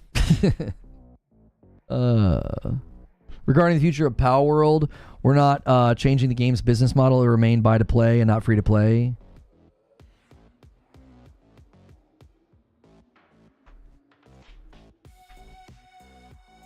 This guy's replying to me. Who is this? He says, I would also look into the history of the legend of Mount Yote. I visited Hokkaido when I lived in Japan, and its second name is Mashineshri, female mountain, and also females became samurais in the 1600s to protect their home. Sucker Punch did their research. That's the only reason to reply I've seen to your tweet. Yeah. Oh, I knew I was going to trigger a bunch of them. Eugene, I knew I was going to trigger a bunch of them with that tweet. It's like, you literally fight a really amazing warrior. She's like got samurai armor on. Isn't that samurai armor in the picture? Right? Isn't she wearing? No, she's not. It kind of, well, no, it looks like it. She's got like the chest armor. Her chest armor and her waist looks a little bit like samurai armor. Either way, she's an amazing warrior. Don't use the question command right now, and especially not for stuff like that. We've got a pipe. We got some piping that needs to be redone. It's rusted from the inside, and we've got a slow drain in our bathroom. The sinks. The sinks are back to back. They're going to one pipe. That pipe's the problem. They're gonna have to repipe it. Fear Night Crusader. EA devs are confirming on PS5 Pro the new Dragon Age will run 30 FPS in fidelity mode. It's on the PS blog post. That's the only game on the PS5 Pro running 30 FPS. No, incorrect. There's going to be a ray tracing mode in Hogwarts that'll run at 30. But Dragon Age Veilguard is still going to have 60 FPS as options. That was also in one of the things I read just today. First and foremost, what you're saying isn't correct, because Hogwarts Legacy will run at 30 with its new ray tracing, but there's still going to be performance and fidelity modes. Dragon Age Inquisition, I keep saying that. Dragon Age Veilguard is not going to be a 30 FPS game on the PS5 Pro. The game's fidelity and performance mode will see improvements on the hardware, including improved resolution and 30 FPS fidelity and the 60 FPS performance modes. Additionally, there will be various improved visual settings across the 30 FPS fidelity and 60 FPS performance modes. You see? We've enabled ray tracing ambient occlusion in the 60 FPS performance mode, which previously was only available in the 30 FPS fidelity mode. Do you see?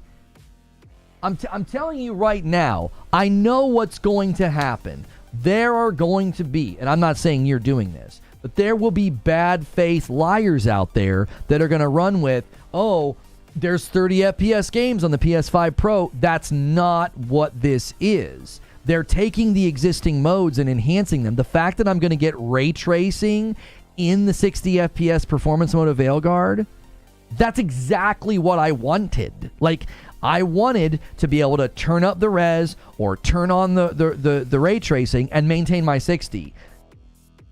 That's what the Pro is doing.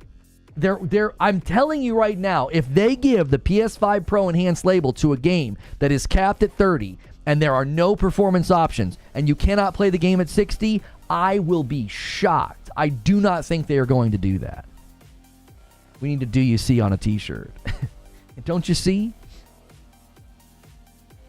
I'm here to tell you, reading through all of these posts, the fact that they got Dragon's Dogma to run 55 to 60 in the city, which is the most egregious part of the game with respect to frame rate, I do not think they're going to give the label to a game capped at 30. It does. Nothing that we've read today in the reviews or in PlayStation's own blog, nothing seems to indicate that's going to be an option. I think Tom Warren's article where he took that one sentence and read it vaguely, I think that was quite literally just, that was clickbait. I don't think that was good assessment. I don't think it was logically argued. I think his assumptions and the way he read that were very poorly argued. And I think a bunch of people ran with it because it's a great way to make money, right? You just run with fear, uncertainty, and doubt. Nobody knew exactly what the sentences meant, and they were from leaks, by the way.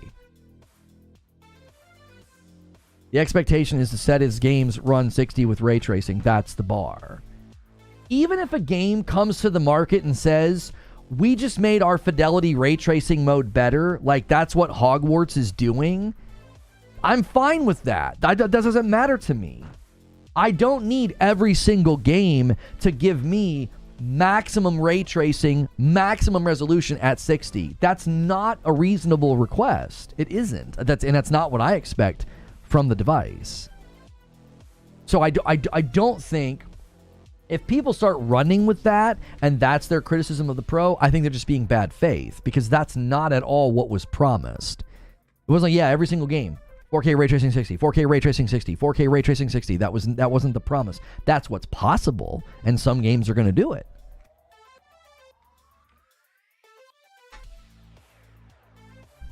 Assassin's 2, after that Ghost announcement. You know what I appreciate about Ghost of Tsushima and Ghost of Yotei? I think that they very much tell their own story in their own way, and I don't think people are going to be like, yeah, this is like Assassin's Creed, or look out, Assassin's Creed, here comes Ghost of Yotei. Number one, Ghost of Yotei is not coming out until probably either spring or, I'm hoping, spring of next year. So AC Shadows is going to have the run of the last portion of this year. I think AC Shadows will probably be commercially successful. Lono wants a solid 60 FPS, the best visuals he can get while getting number one. That's exactly right. That's exactly right. And I will only take issue, I will only bristle at and be critical of PlayStation if they give the PS5 Pro Enhanced label to a 30 FPS capped game, which we have gotten virtually no 30 FPS capped games this gen. There's very few of them. There's very few. So given how few of them there have been, like, think about like Gotham Knights. They're not going to give the label to a game like that. They're not going to. It would completely sully the enhanced label. It would be bad. It'd be like, wait, what? You know what people would say? They would say, even Dragon's Dogma got to 60 on the Pro. What are you doing? Nobody would accept that. It would be completely convoluted to take a game that's already known for having issues with optimization and performance, Dragon's Dogma 2, getting it to 60 on the Pro, and giving that same label to a game like Gotham Knights. It's not going to happen. There's no way. I am confident in that. I am very confident in that. So I think that the claim that that's going to happen, and that article from Warren, I think it's just going to continue to age like milk. There is no way they're going to do that. All the naysayers are going to read these details today, and they're going to be like, wait, what? I think the Dragon's Dogma thing especially is going to be compelling to people that were doubting this thing. They're going to be like, wait, hang on a minute. Like, wait. Dragon's Dogma 2. Say it again. 55 to 60 in town, capped at 60 outside. You're willing to bet on it? Oh, what am I willing to bet? I don't know. I'll gift a 50 bomb members to the channel if PlayStation gives, I'm going to be very specific in my answer here. If PlayStation gives the PS5 Pro Enhanced label to a game that is capped at 30, meaning no performance options, no 60 FPS at all. I'm not talking about a game like Hogwarts where it's getting the label because they're increasing ray tracing in their ray tracing mode. I will still be able to play Hogwarts at 60 in that game. I'm being very specific. I do not think a 30 FPS capped game is getting the label. I don't think so. There's been so few of the games to begin with. There hasn't even been that many. And a lot of them patched 60 in later. Redfall patched it in later. Starfield patched it in later. Plague Tale Requiem patched it in later. Even Dragon's Dogma tried to improve frame rate later. I don't think so. I think the odds are so significantly in my favor in this prediction. But let's bring it back. Let's bring it back to the actual topic, because this is relevant. Obviously, the PlayStation 5 Pro is relevant because it was a part of the presentation. It was actually one of the things I was critical of. Right? It was actually one of the things that I was critical of, because the sizzle reel that they did for the Pro, I was like, don't do that. Right? Don't do some little, fast-paced thing where I can't see anything. That was my least favorite thing from the State of Play. I want to know from you guys, what was your favorite thing from the PlayStation State of Play last night? What was your favorite thing? Your favorite announcement? Your favorite trailer? Or did you think that it sucked and there was nothing good? I want to know. Where are you guys on that? And if you haven't hit the like button yet, go ahead and hit that like button for me. Let's try to get 400 likes.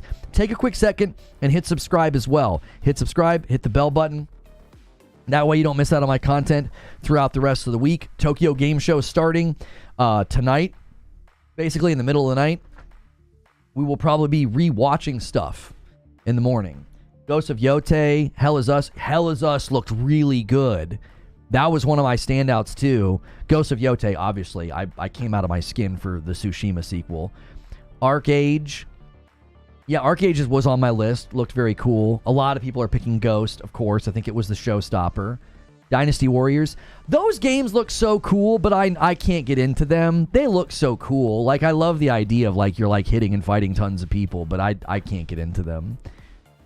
A lot of people are putting Ghost, the Horizon remaster, Hell Is Us. Ghost of Yotei looked dope. I'm still pretty mad, says Zubair. Ghost looked good, but it's so far away.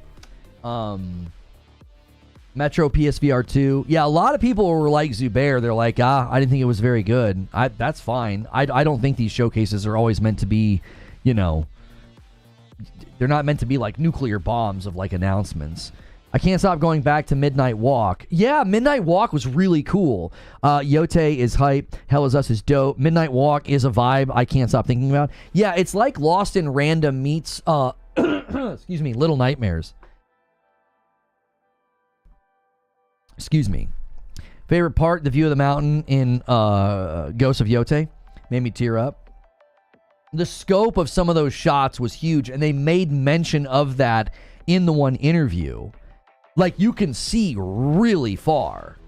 That is such a unique experience in a game, to have like this sprawling horizon. It's really, really cool. Usually you have like a vanishing horizon or fog or draw distance, or, they use mountains or something to kind of make it to where you can't see super far.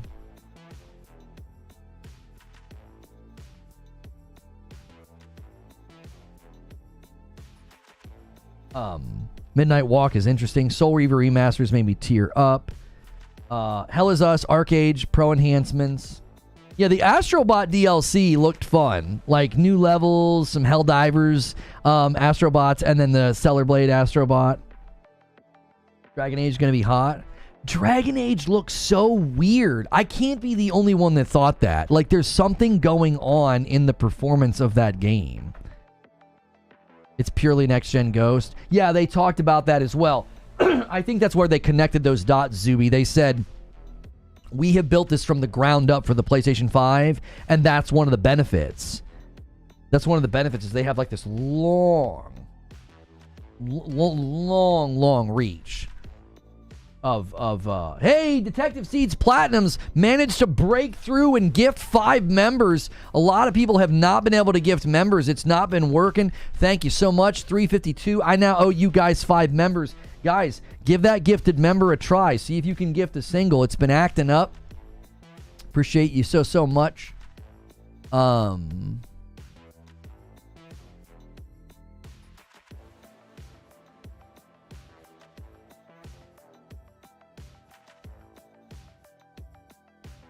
There's the 5 that I owe you.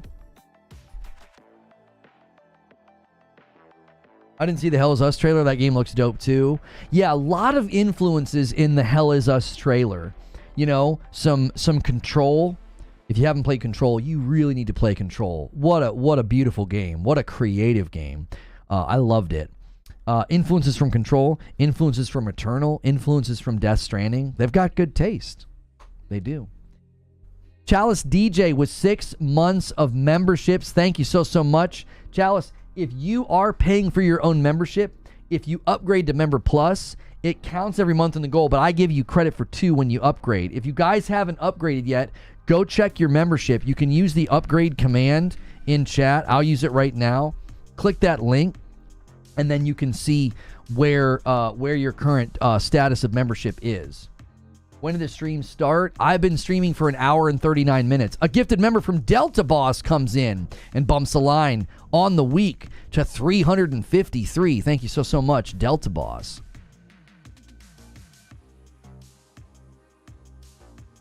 Hey, what's up, guys? Hope people enjoyed what we got from the show. December will be next. Digital Foundry got their mitts on the Pro. Digital Foundry tested 11 games. They have a video on their channel right now. I'm obviously not going to show it to you. I don't do that. It's an hour-long video. An hour-long video from Digital Foundry. They tested 11 games on the PS5 Pro. Here it comes. Here it comes. I bet you there's great stuff in there. Everybody acted like this thing was a joke and was overpriced. I think that narrative's gonna change real fast. Real fast. Sony's keeping the big games for Tokyo Game Show, aren't they? No. I think they're keeping the big games for December. So on December the 3rd, that will be the official 30th anniversary of PlayStation.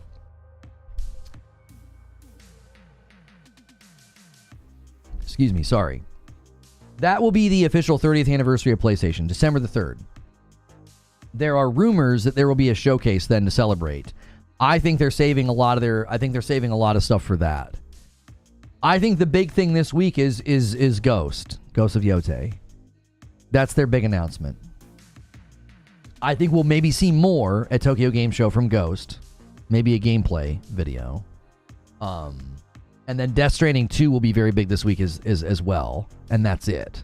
Everything else is going to be third party or Astrobot. Just write it down. Now, Death Stranding 2 is in a weird spot. Like, it's not first party, but it kind of is. Like, it's going to be a big title for PlayStation. It's going to be a big title for the Pro, I think. Here come the internal resolution, folks. Yeah, they'll fixate on whatever they can, Eugene. They'll fixate on internal resolution. Little do they know that that's standard practice now. Like,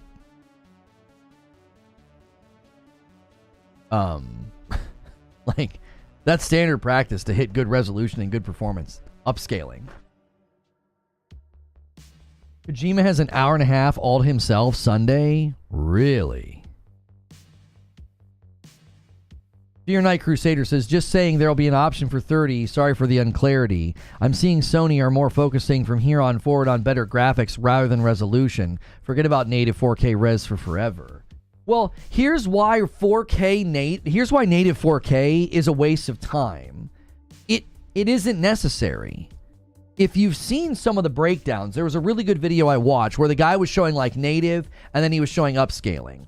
And you could see the difference, but then when he started moving, you couldn't see the difference. So it's like, once you're actually playing the game, it's like, I don't want a developer wasting like resource cost. It's really, really costly to run something native 4K. Why would I want a game doing that if it can lower internal, upscale, and then give me more stuff? Like, if you can give me more stuff, you can give me more ray tracing. You can give me more frames. You can give me more features. Like, I'm telling you, anybody pushing that narrative going forward shows, number one, that they don't know what they're talking about. If they're like, yeah, internal resolution, it's not native 4K. Man, there's virtually nothing running at native 4K, and you don't want developers doing that. Native 4K is an absolute waste of time. the people that are saying that, ask them for a list of all their favorite native 4K games. Ask them what their PC is if they're running native 4K. Ask them, hey, what native 4K games are you playing? What's your frames per second benchmark? What's your average frames per second in all those in all those native 4K games that you're playing? Right? If they're a console player, especially, where are all the native 4K games that you're playing? Where are they? What games? Surely you've got this enormous list of native 4K games since it's so important to you. It's such a high priority, right? Right? Where are they? That's the best thing to do in these situations. That's what I just keep doing. Just start using questions against folks like this that are so bad faith. Oh yeah, PlayStation doesn't have any games and they're creatively bankrupt. Okay, what games have you been playing the last 4 years?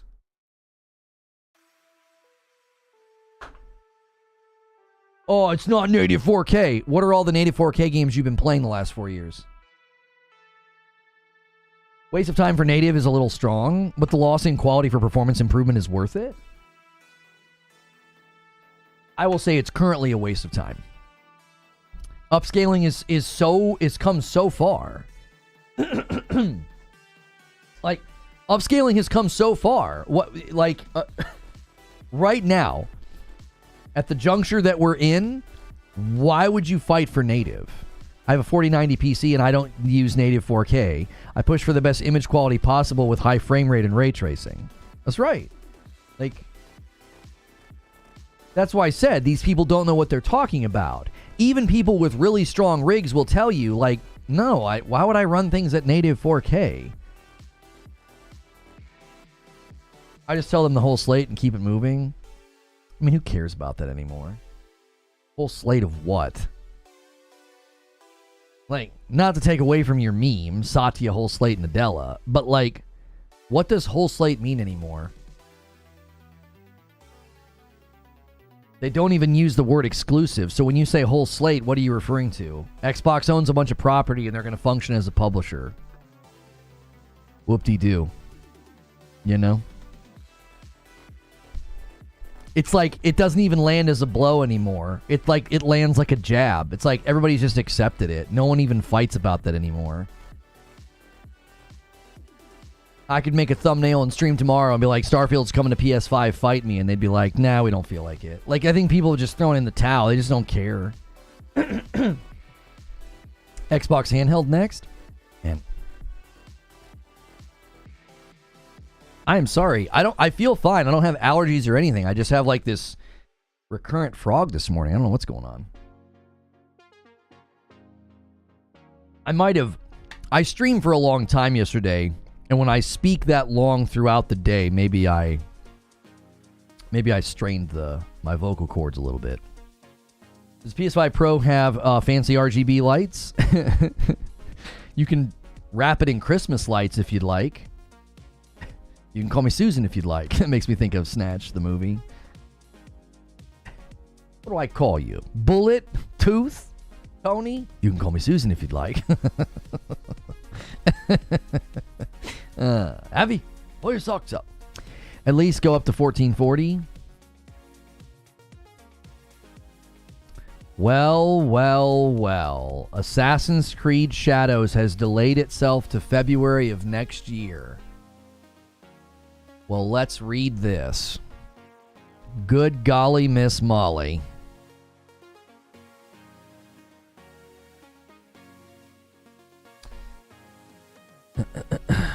Assassin's Creed Shadows is a dream project for us, finally bringing the series to feudal Japan with many features developed with our community in mind, such as parkour, renewed stealth, brought by new technology, all set in a beautiful immersive world. This is ambition in addition to the franchise, a rich experience that can be lived through the eyes of two new unique protagonists, but we realize we need more time to polish and refine the experience, pushing further some of our key features. As such, we've made the decision to postpone the release date to February the 14th. The game will release on a broad range of platforms, including Steam, at launch. Additionally, pre-orders will be refunded and all future pre-orders will be granted the first expansion.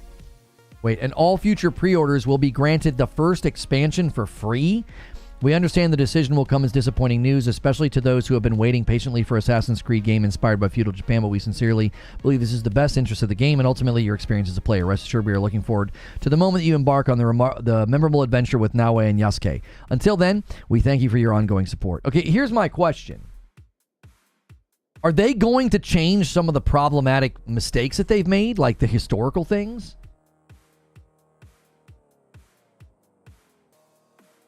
Like, is this really a quality thing? Or like, I don't know. There's a part of me that thinks they're gonna try to remove all that stuff because they know that's what the focus is gonna be in a lot of the reviews. They saw Yote and they're like, we got to make this look better. I mean, come on, that's 4 months. 4 months is not gonna do much for the game. That's why I think this is them correcting problems.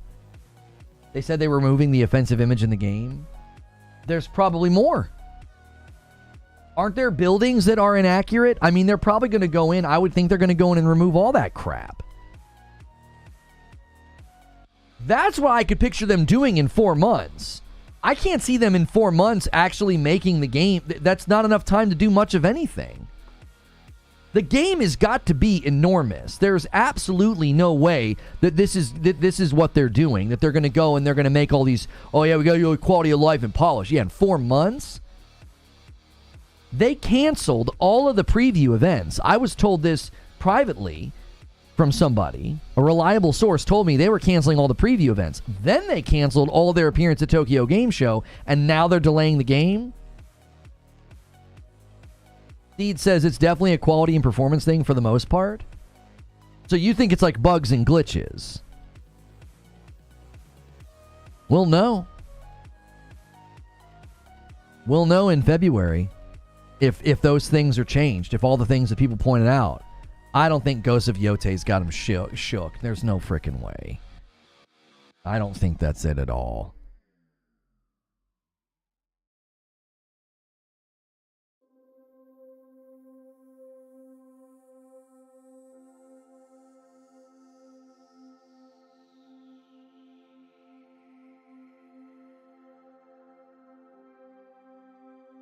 Same game engine and nothing new.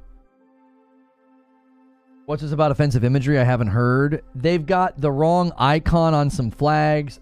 There were buildings that were incorrect. There were plants in bloom that shouldn't have been in bloom. There was a lot. Homie. There was a lot. So, if they're going in and they're removing bugs, you know, and that's all this is about, then, you know, fine. I happen to think that they're probably going to go in and correct some of that stuff. You know? And if they also are going in and they're fixing some major bugs and some problems that they found, great. Great. It's a big game. Like, I don't think there's going to be much that they can do in 4 months. I would put more money on, this is a both and situation. They're like, hey, we've still got some good quality passes that we need to do, and we can fix some of this stuff that's going to get us a bunch of criticism. Like, that could be a decent redemption arc for them if reviews come out in February and say, you know, AC Shadow's delay helped the game's quality as well as fixing inaccuracies. Like, those are headlines that would help the game. Like, oh, hey, they listened to us and they removed some of the problematic things that were not accurate. Like, they're obviously not going to change out, you know, Yasuke to, you know, a Japanese man, but they could certainly go in and, you know, address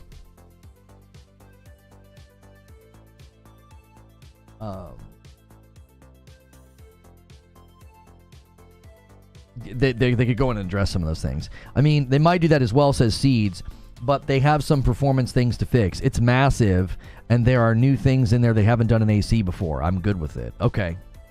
Okay. I'm kind of bummed because that was one of the ones I was looking forward to this year. It was one of the bigger games I was wanting to play. It was. So. All right, let me clear out the question queue, and then if you guys want to do Try to get us to 400 before the end of the day. Now's a great time to gift members. If you're still unable to gift members, I am sorry about that. But let's do some members-only Q&A. Also, take a quick second and hit the like button. Let's try to get to 400 likes. There's over 641 people here. I think we could easily get like 50 more likes. And take a quick second and hit subscribe as well, and the bell button. That enables you to talk in my chat. And if you're a paying member or a gifted member, you can use the question command.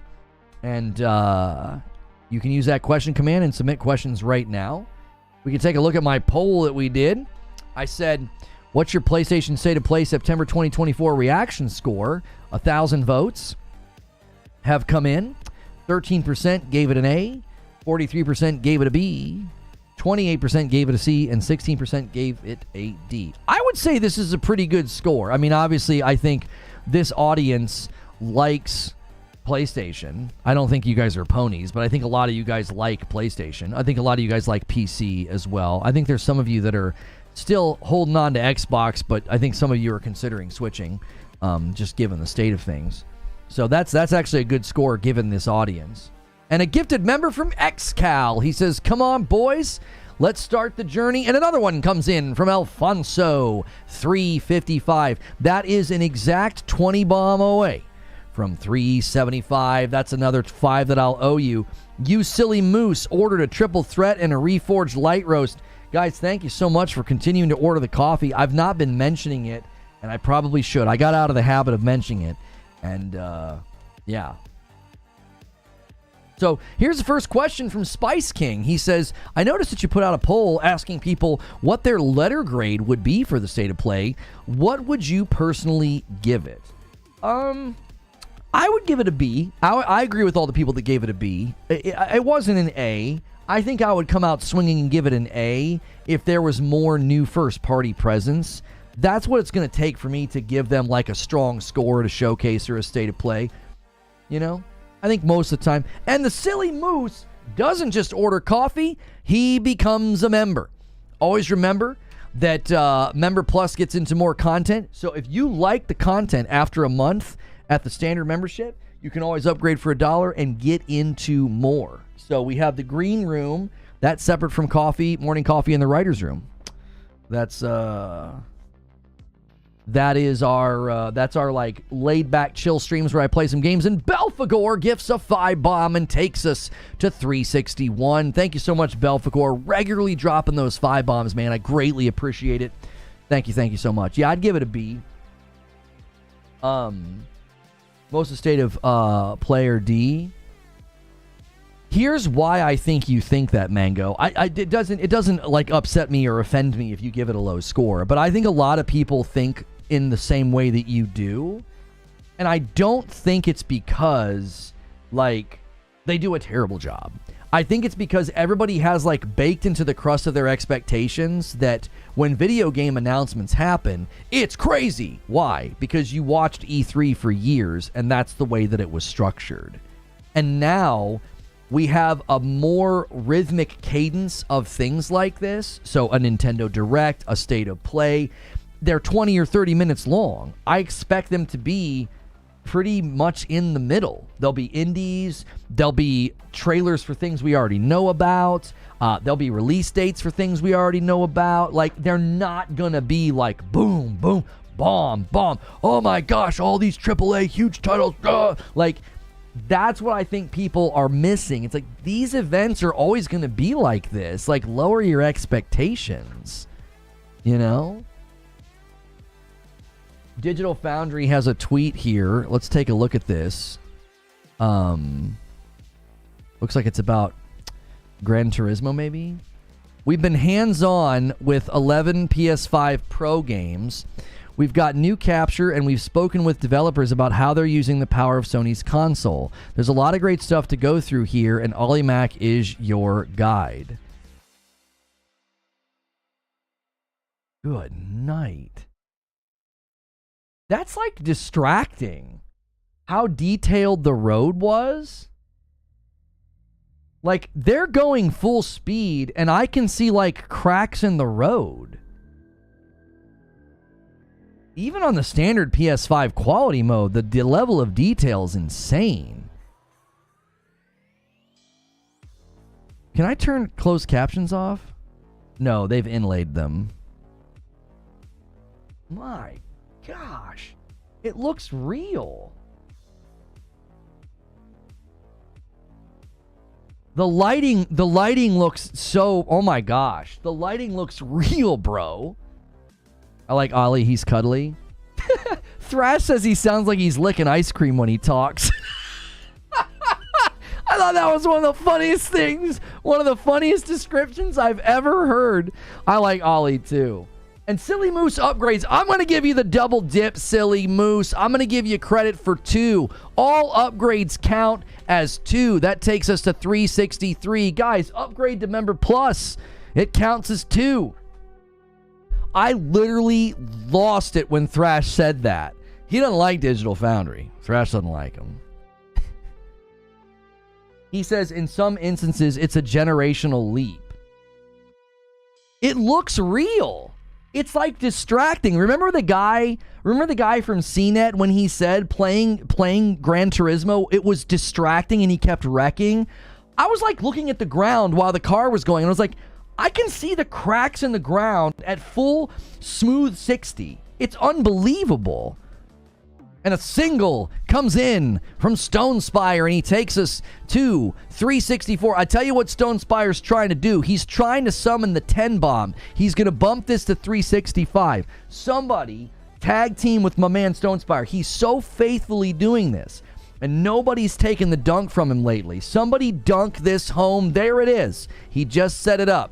365. Somebody slam us home to 375, man. Help this man out. So faithful to the channel. Thank you, Stone Spire. Disney tax documents aren't looking good. When you're going 200 miles an hour down a straight, you better pay attention. That's what I'm saying, dude. That's what I'm saying. Deity Anubis says, if you were going to create a game, what would it be? So I have an idea for a game called The Library, and I think I would make it a rogue shooter now. I always wanted it to be like a top-down, like kind of like a Diablo or like a Hades, but I think I'd want it to be a rogue shooter. It's The Library, and what you would do is the levels would be books, and the books would determine the theme. So there'd be fantasy, there'd be sci-fi, there'd be things like that. And the 10 bomb from Riddish. He slams it home to 375. There it is. Thank you so much. I owe you guys 5 members. So it would be called The Library. And so you would move through the levels, and the levels would be the books. So when you would go through a book, each chapter would be like, you know, a level, I guess. A level in that book. So when you would go into the fantasy realm, you would move through those levels, and you could treat it like a rogue. You know how you have like the branching pathways to get to the boss? It could be almost like a choose your own adventure. So you'd go to different chapters in the book and you'd get different rewards like you do in a rogue, and then you'd beat the boss and you'd go to the next one, and the next one would be like sci-fi. You could have like a detective noir style. It'd be like all black and white and cool. I think that'd be a really, really fun video game, and I also feel like you could have a ton of fun with the art style. Like, every book would look and feel very different. So when you're in, like, the fantasy realm, you know, you'd be using, like, bows and wands and shield and stuff like that. And then when you go into, like, the sci-fi realm, the guns would be all cool. It'd be all, like, cyberpunky and, like, you know, lasers and stuff. And then you go in like a noir detective environment. You could have like a war one. It would feel more like a modern shooter.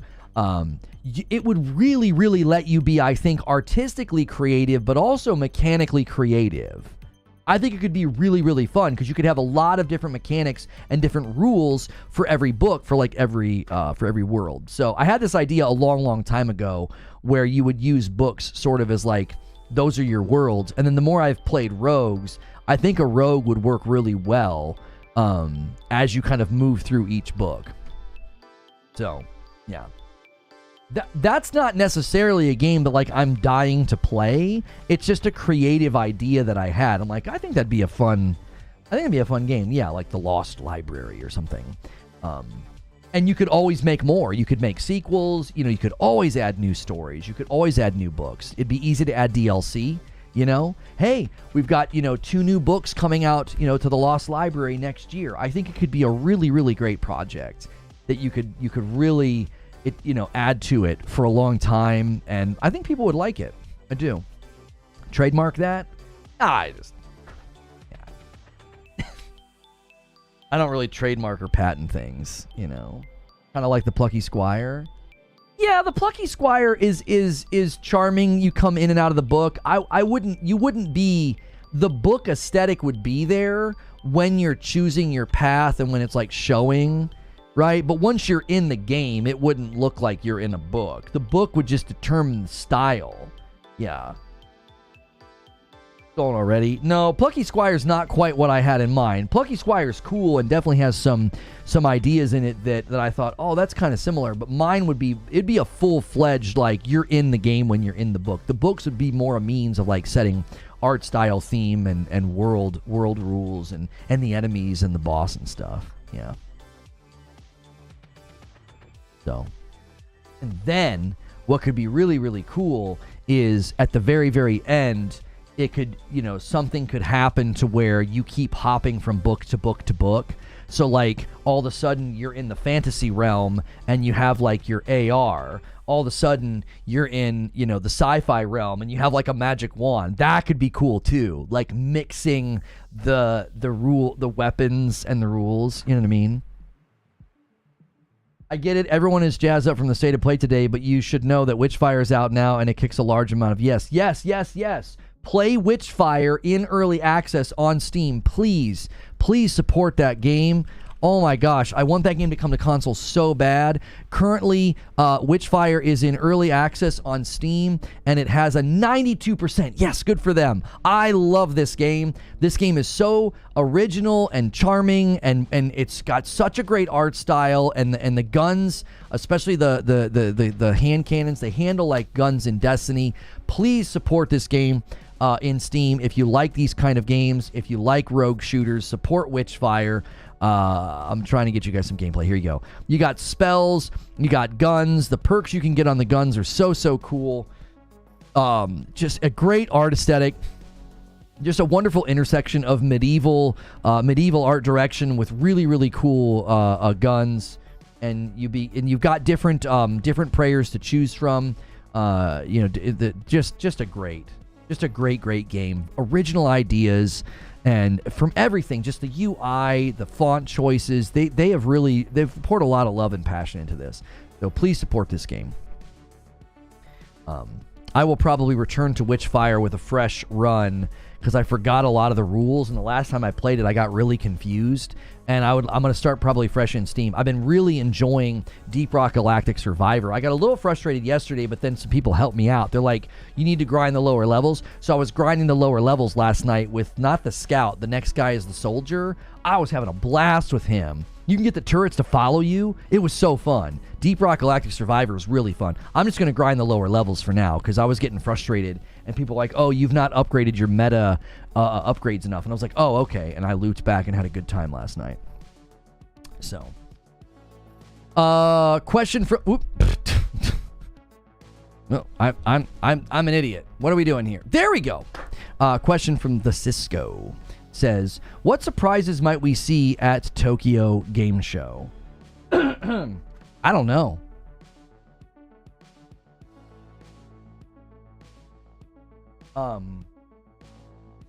Well, you do the voiceover for when we get multi-kills in this game of yours, Lono? I don't know. If a game like that ever got made, if anybody liked my idea and wanted to like pay me royalties and go into a contract and develop it, I would love to be featured as a voice actor. I can do a lot of different voices. Like when I read books to my kiddos, I do lots of voices for them. And they listen to a lot of audiobooks, and sometimes they're critical. They're like, that's not a good voice. But other times they're like, you do better voices than the books we listen to. So I've always thought it would be fun to get into voice acting. But as far as surprises at Tokyo Game Show, homie, I don't know. I really don't. I like Risk of Rain, but I got kind of burnt on it. So, I've always kind of wanted to maybe go back and give it another whirl. Everybody says Risk of Rain is really good. So, I'm suddenly in like a survivor, rogue mood, Yeah, Tokyo Game Show surprises. I mean, you guys can throw some out. The Ghost release date? No, I don't think they need to give us a release date just yet. I mean, maybe. I mean, they said 2025, so... I don't think GTA 6 will be there. Tokyo Game Show basically starts tonight, like in the middle of the night for us, Raven, because they're like, what, 13 hours ahead, 12 hours ahead of us? Risk of Rain 2 dropped DLC last week. I heard it was terrible. Lona was Geralt. When I played through The Witcher 3, I could impersonate Geralt pretty well, and there were times people would be looking away, and they were like, wait, was that Lono or was that Geralt? Like, I would say things. I was having a lot of fun with that playthrough.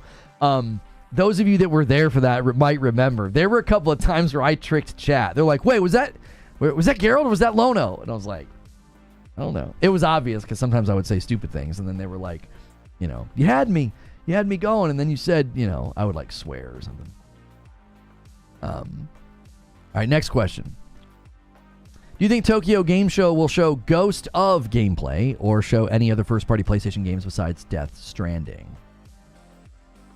I mean, I think Death Stranding will obviously be huge. They're going to have like an hour presentation. I do think we might get some Ghost of gameplay. They may save that for the December thing. So, the update broke the game for a bit, but it's fixed now. The content's great. Oh, okay, good. Yeah, I don't have time for all these games. I'm kind of with Zuby. How many hours have I put into Deep Rock now? Hang on, let me reboot. I don't think that's correct. It says 7.5 hours. I feel like I played it for even longer than that.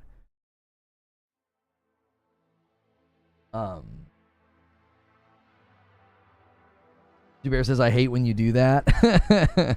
Your Spectrum says, come on, I'm waiting for this. Oh, I'm going to have to get another plumber, dude. I can't get a freaking quote from this guy. I should have had it yesterday. And I called this morning, and I still don't have one. All right, let me go to my library. Deep Rock Galactic Survivor. No, I played for 7.5 hours. I thought it was more than that. I've been having fun with it. I got frustrated last night, but you guys gave me some good advice. What if all this time Lono is faking his voice? That's right. Perfect Image says, if you believe Ghost 2 will be a bounty hunter, what could be a feature from the wolf position? I don't think we're going to get a companion. I really don't. I think the wolves are the new foxes. That's all. That's all. What's wrong with the pipes? We have both of the bathrooms are back to back, so the sinks go to the same pipe. That pipe has rusted from the inside, and it's now slow draining, and it could obviously cause problems and start to leak, because it looks like it even started to leak and like fixed itself, like the rust basically like coming out of the pipe. And so they're going to have to repipe it all with PVC. It's going to be expensive. They're going to have to like go into my daughter's bathroom and take the vanity out, take the toilet out, and then repipe it all. And so it's not going to be cheap, but he hasn't gotten back to me. He's like, I don't understand. It's like, do you want to make money? Like, do you want to get paid? It sounded like it was going to be a pretty expensive job. Like, I'll gladly call somebody else and bring them in. I'll be able to walk them right to the problem and say, this is what's likely going to need to happen. And unless they disagree, I'm like, could I have a quote right now? I felt weird about the whole like leaving and I'll get a quote to you later. I felt weird about that to begin with, but he probably doesn't want to do it. Well, if he doesn't want to do it, then just then just refer me to somebody else. Yeah, I think the wolves are just going to be the new foxes. Like, if you remember in the original Tsushima, you go to the foxes, you follow them, you find the shrine, and then there were, like, monkeys on the island of Ikishima, and then you were, like, playing your instrument for, like, different animals, like, bonding with them. Like, I think there's going to be a similar theme in this game. I think it's going to be wolves, because she has wolves on the hilt of her sword, and she's referred to as a hunter while they're showing a wolf. Like, I think she's going to be viewed as, like, a predator, like an apex predator. Always get a second quote. At this point, I'm just going to get a second plumber and one quote from them, probably. You think she'll have an ability to control animals? That would be cool, but that would also be a big change from the first game. Like, it was cool that Jin was mythological, right? Jin was mythological, but he wasn't like actually magical. You know what I'm saying? Like, I think it's cooler that it's a real person that's mythological. Even the stuff that happens on Ikishima that's kind of like, it seems like magic, it's because you've been like poisoned. Like, I don't want them to introduce like druid-like magic-like skills or something like that. I don't want that. What makes Ghost of Tsushima so cool is that he's just a guy, but they think of him in this almost mythological way of like, he's the Ghost of Tsushima. Like, that's he almost is viewed as if he's magic, but he's not. I think that's cooler than like having somebody that can control wolves. I mean, I won't be mad if they do it. I just think thematically it'll be weird.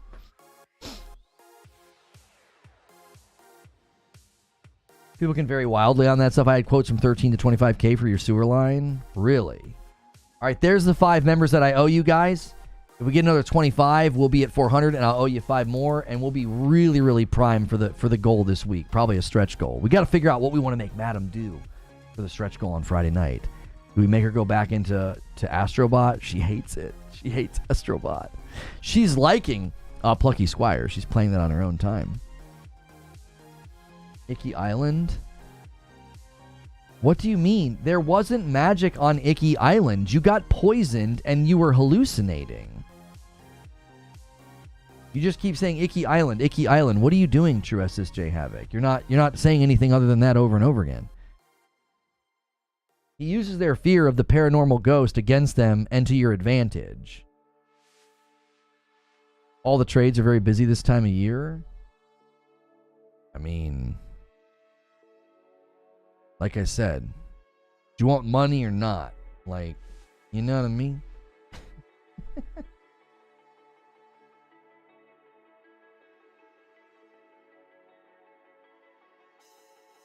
No, it's called Icky Island, not Ikishima. What? I thought it was...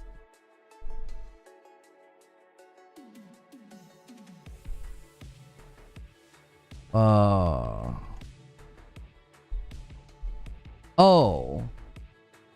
A lot of people called it Ikishima, though. Like here, Game Rant calls it What the Ghost of Ikishima Leaks Got Right.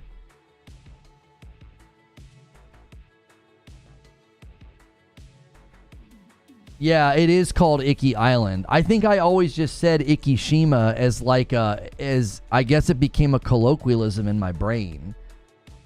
You know? Shima means island in Japanese. You can call it Ikishima or Icky Island. It's the same thing. Yeah, buddy.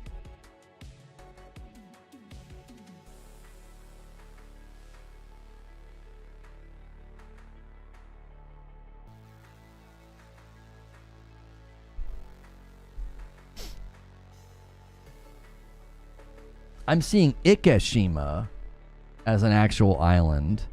Icky and Tsushima. It does look like they call it Icky. Like Icky Island. It's Icky. Icky no Shima. Anyway. I wasn't the only one to say Ikishima. A lot of people were saying Ikishima back then. Anyways. Just don't call it Ikishima Island. Yeah, it's like saying pin number. Yeah, I think the wolves will just be the new foxes. All right, next members only question here.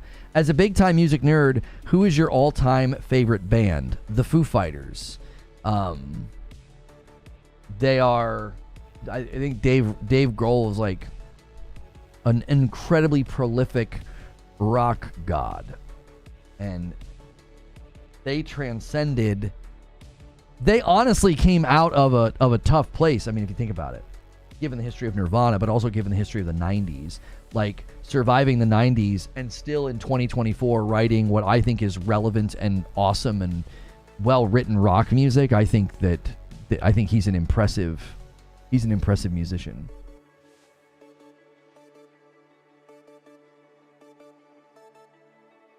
Fun fact, Bo Staff is just staff, right?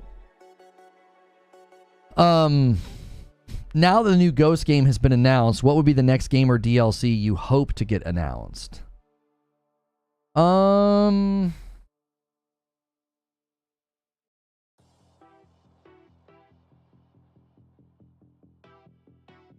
trying to think.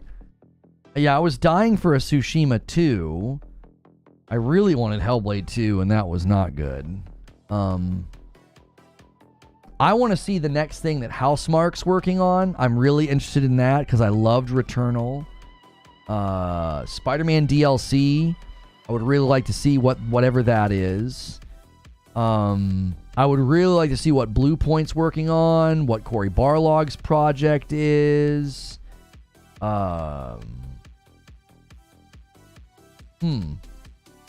Yeah. I think that's pretty much everything that I've been kind of waiting for. Like, I think my curiosity is piqued about like GTA 6's performance, but I'm not like a GTA guy, so I'm not like, I can't wait for GTA. Like, you know. Yeah, Blue Point's game, Housemarque's game, Barlog's project. Yeah, I would like to know about those.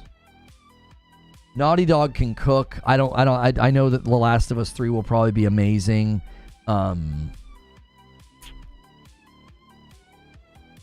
Yeah, whatever Insomniac's working on too, like, you know, Wolverine. We've already seen Doom: The Dark Ages. I love Doom. Ori the Balrog. Are GTA games good if you feel guilty shooting the dog monsters in Borderlands? I can't see you playing GTA 6 at all. I mean, if it runs at 60, I'll try it day one, but that'll probably be it. Yeah, I'd like to see Wolverine. Yeah. Yeah, oh yeah, I want to see what Ben's working on, for sure. Yep. I'm trying to think of the studios under Xbox, if there's anything over there. I'm interested in the Black Ops 6 campaign because I love the Call of Duty campaigns for the most part. I really liked the Black Ops 1 campaign. Yeah, more from Light No Fire. Phantom Blade Zero is interesting to me. Like, they're building vertical slices and the combat looks absolutely insane. So yeah, I'd like to see that. There's a bunch of those China Hero Project games that I think look really cool. So yeah, I think that's it. Tsushima was like the big one for me because it's one of my all-time favorite games. Hellblade 2 was that for me because Hellblade's like my all-time favorite game. And then, you know, I love Returnal. I'd love a third Ori game. I love the first two Oris, and then I really want Silksong to come out because I love those games. Like, if you play Ori, then Hollow Knight, and then Ori and the Will of the Wisps, it's like a nice little trilogy because they actually borrow a lot from Hollow Knight in the second Ori game. Noob Tech Guy says, do you think we will get an Xbox handheld announcement? I don't know. It feels too early, you know? I hope they build an incredible handheld, but like, I really think it's probably going to be a part of their hybrid PC side loader thing that they're going to launch in the future, so I don't think we're going to get anything on that. If we do, I'll be most interested in performance. You know, I want a handheld that can consistently run games at 60, and I think that's a big ask right now. You know, we'll see what the Switch 2 is capable of, but Switch 2 is also going to be running a lot of games within art style that can, you know, like a Legend of Zelda Tears of the Kingdom or Breath of the Wild. Like, that art style is not really next gen. They're not pushing like high level textures and lighting. What's Moon's new game called? No Rest for the Wicked. Yeah, I know they're doing No Rest for the Wicked. What is it? Early access. I think it's doing quite well. And I believe is that's headed to console eventually, isn't it? I think they had to do some work. Oh no, it's not doing that well. 76 overall on Steam, but most recently it's at a 68. It's in early access, so they've got it looks like they've got their work cut out for them. Yeah. The graph recently is not very good. A lot of negative reviews.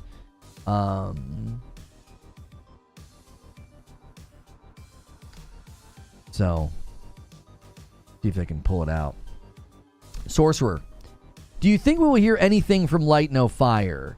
I don't know. It's pretty obvious that they're putting tech inside of No Man's Sky directly from Light No Fire. So I'm not really sure. I'm not really sure if they're going to launch the game with No Man's Sky inside of No Man's Sky, but it certainly seems like they're at the very least testing out the technology. So, last question, and then we're going to go to Writer's Room. Porsche says, what are you looking forward to the most besides Ghost at Tokyo Game Show? Probably Death Stranding 2. I think I really need to play the first one. I need to find time. We need a good drought where I can do what I did with like The Last of Us Part 2 and just chisel away at it every night. Right now I'm on a Deep Rock Galactic Survivor binge. Like I just keep playing that. So, yeah. All right, I'll give you guys 10 minutes. If you want to scramble this to 400, scramble it to 400 members, and then I'll give 5, and we can take a bunch of new people with us to the Writer's Room. I'm going to schedule the Writer's Room right now, but I'll give you guys some time. Also, right now is a great time to renew your membership. Because if it's a Member Plus or VIP, it counts. Right now is a great time to upgrade your membership. I'm counting those as double. It counts as 2 in the goal if you upgrade to Member Plus or to VIP. Thank you to everybody who has done that. We're working on a goal. We would like to get 600 people at Member Plus and above. And currently, we have 553 people at Member Plus and above. We've slowly but surely continued to move that line up. And then I'll do like an IRL stream on the weekend with you guys. There's like a dating everything game you want to make me play. If we hit 1,000 people at Member Plus and above, I have to do a PC building stream. So big, huge goal there that you guys can help us hit.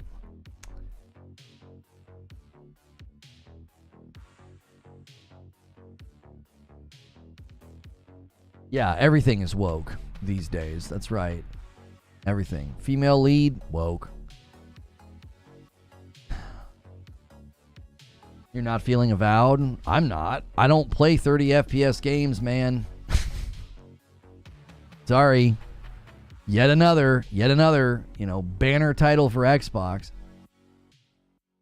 30 FPS. I don't see anything in that game that justifies 30 FPS, like, at all.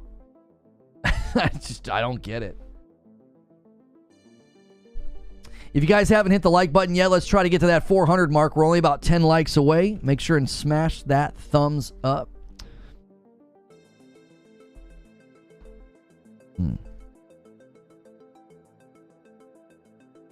No Rest for the Wicked looks great. It really does. It really does. It's in early access, and they're getting a lot of looks like they're getting a lot of good feedback, but also, people that want things to change and improve.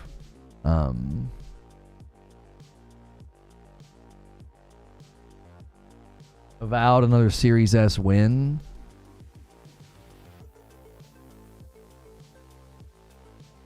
Ubisoft admits that Star Wars Outlaws underperformed. You don't say.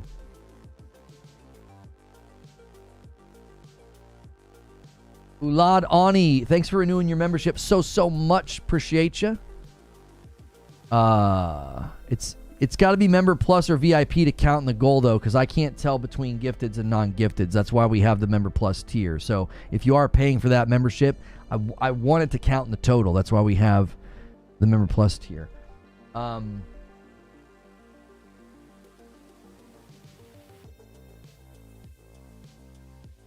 Guapzilla says, if a $700 console upscaling 800p is bad, what is it when your $2,000 GPU upscales from 720? That's a fair question, isn't it?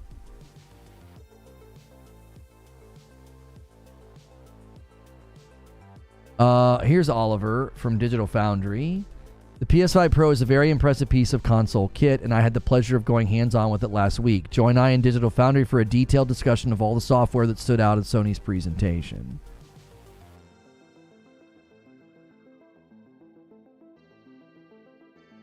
All right. And I'm going to get you guys a link to the Writer's Room. We're going to go in 5 minutes. Got 5 minutes to do a scramble. I'll double what I owe you if you guys scramble. I love the scrambles at the end. We get to bring more people to the writer's room. I'll do a 10 bomb instead of a 5 bomb. Yeah, we saw that AC Shadows got delayed to February, exactly. If you guys are still having trouble gifting members, I'm still waiting on a response from... still waiting on a response from YouTube. Tame monsters and strengthen social bonds in Bloomtown, a different story. If you like turn-based games, this Bloomtown game looks like it's got really cool art style.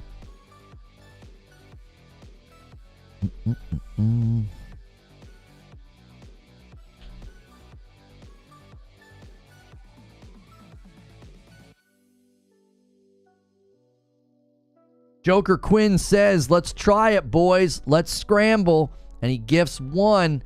Many hands make light work. A lot of single gifteds add up quick. You only need 24 more. Thank you so much, Joker Quinn.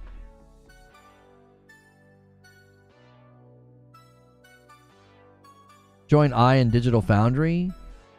Wait, is that what he said? Join I in Digital Foundry? And a 10 bomb from Noah makes it really easy. Gets us all the way to 386. You love to see it. Thank you so much, Noah, for going in. Yeah, the comparisons to Final Fantasy are the biggest. Let me go to his tweet. Is that how he phrased it? I might have misread. Did I misread? I might have misread his tweet. Making Ollie sound weird. Oh, no, he did. Join I in Digital Foundry for a detailed discussion. I thought you were only supposed to say I and... You're allowed to say me. You're allowed to say join me in Digital Foundry. You're only supposed to say I when the sentence would still work without the other person. If you're like, my wife and me went to the store. No, you would say my wife and I went to the store, because you would say I went to the store. But if you said join I and my wife, no, you'd say join me and my wife, because the original sentence would be join me. I think, yeah, I don't know why he phrased it that way. Join Digital Foundry and me.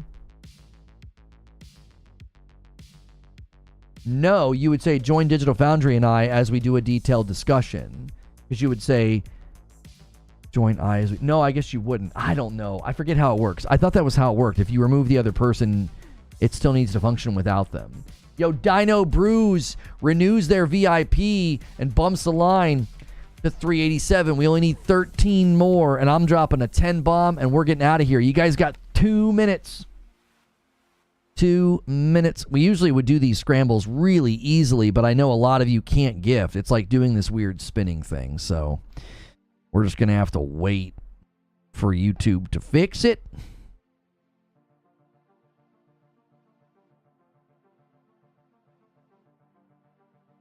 Lono just explained English better than any teacher in my past. I is subjective, me is objective. Yeah, join me in a discussion. Join I in a discussion. Yeah, you would say join me. Yeah.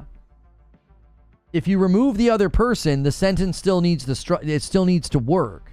So you would say, my wife and I went to the store. I went to the store. Join my wife and me as we discuss this with you. Join me as I discuss this with you. Like, yeah, you would say me. That's the proper... I think. I'm not an English teacher. I don't know.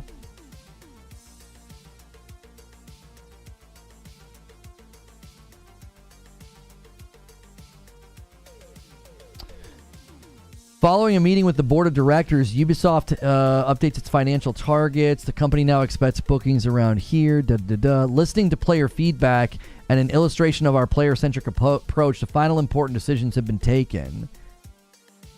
While the game is feature complete, the learnings from Star Wars Outlaws release led us to provide additional time for further polish. This will enable the biggest entry in the franchise to fully deliver on its ambition, notably by fulfilling its promise for a dual protagonist adventure with Noe and Yasuke, bringing different playstyles.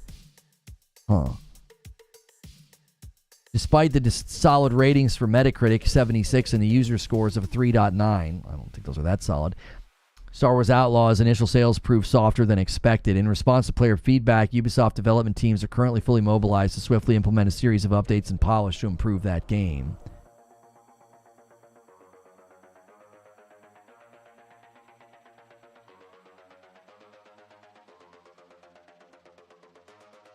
All right. I'm going to give you guys 1 minute and we're out of here. Let me get the link.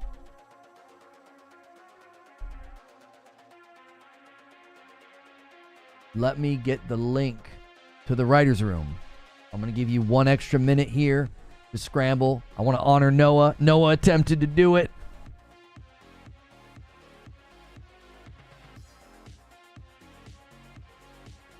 They had Outlaw Stealth in Shadows, didn't they? They're updating the stealth. No, that wouldn't make any sense at all. We've seen the stealth, homie.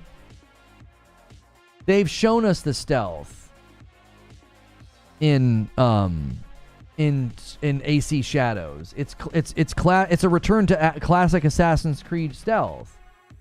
Star Wars Outlaws just pushed out an update saying, we're hard at work for multiple title updates. We'll bring optimization, gameplay polishing, and tweaks as quality of life changes, including adjustments to combat and stealth gameplay. That's not all. 21st, they're going to launch Star Wars Outlaws Wildcard. You'll see Kay and Nix infiltrate high-stakes Sabacc tournament, where they'll face off against the legendary Lando Calrissian. In addition, new contracts will be added, free for all players. For our PC players, we're thrilled to announce that the game will be available on Steam starting November 21st. Thanks for being part of the journey. Yo, Mike onto Mike puts one shot in right at the end and takes us to 388, 12 away. I got to call it, though. I don't like stretching this long. I only stopped because I saw the post from Star Wars Outlaws.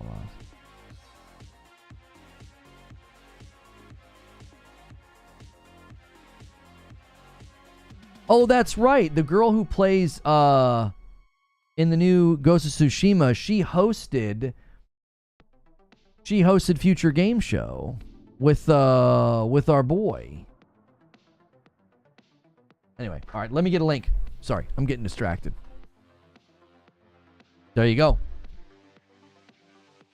Thanks so much for being a member. You might have gotten a gifted member either today. We had a huge day yesterday during and before the PlayStation State of Play. Be sure to thank those people. Oh, people are trying to scramble here at the end. You guys are ridiculous. A 5 bomb and a single bomb. Hang on.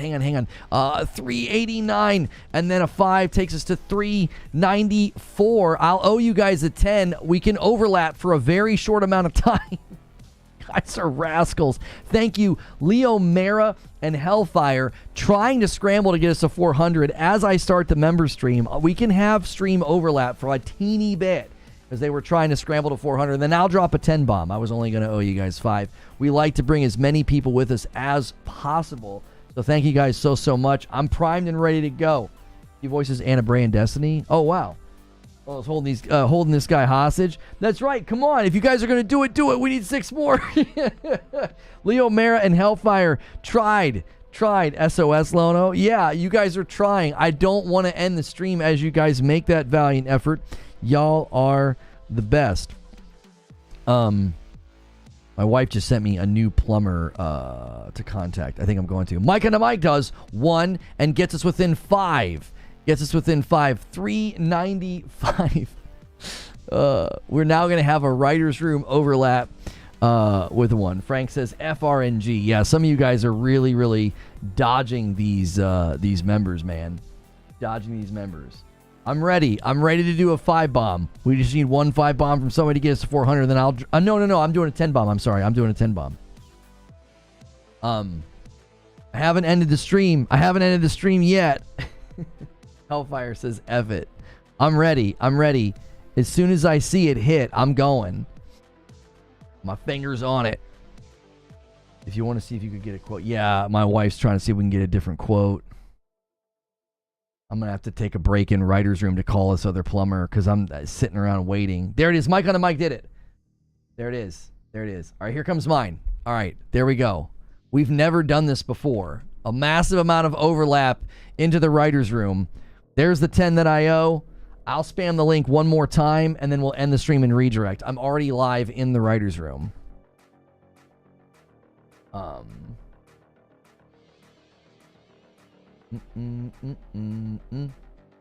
1, 2, 3, 4, 5, 6, 7, 8, 9, 10. There it is. Okay. All right, let's get out of here.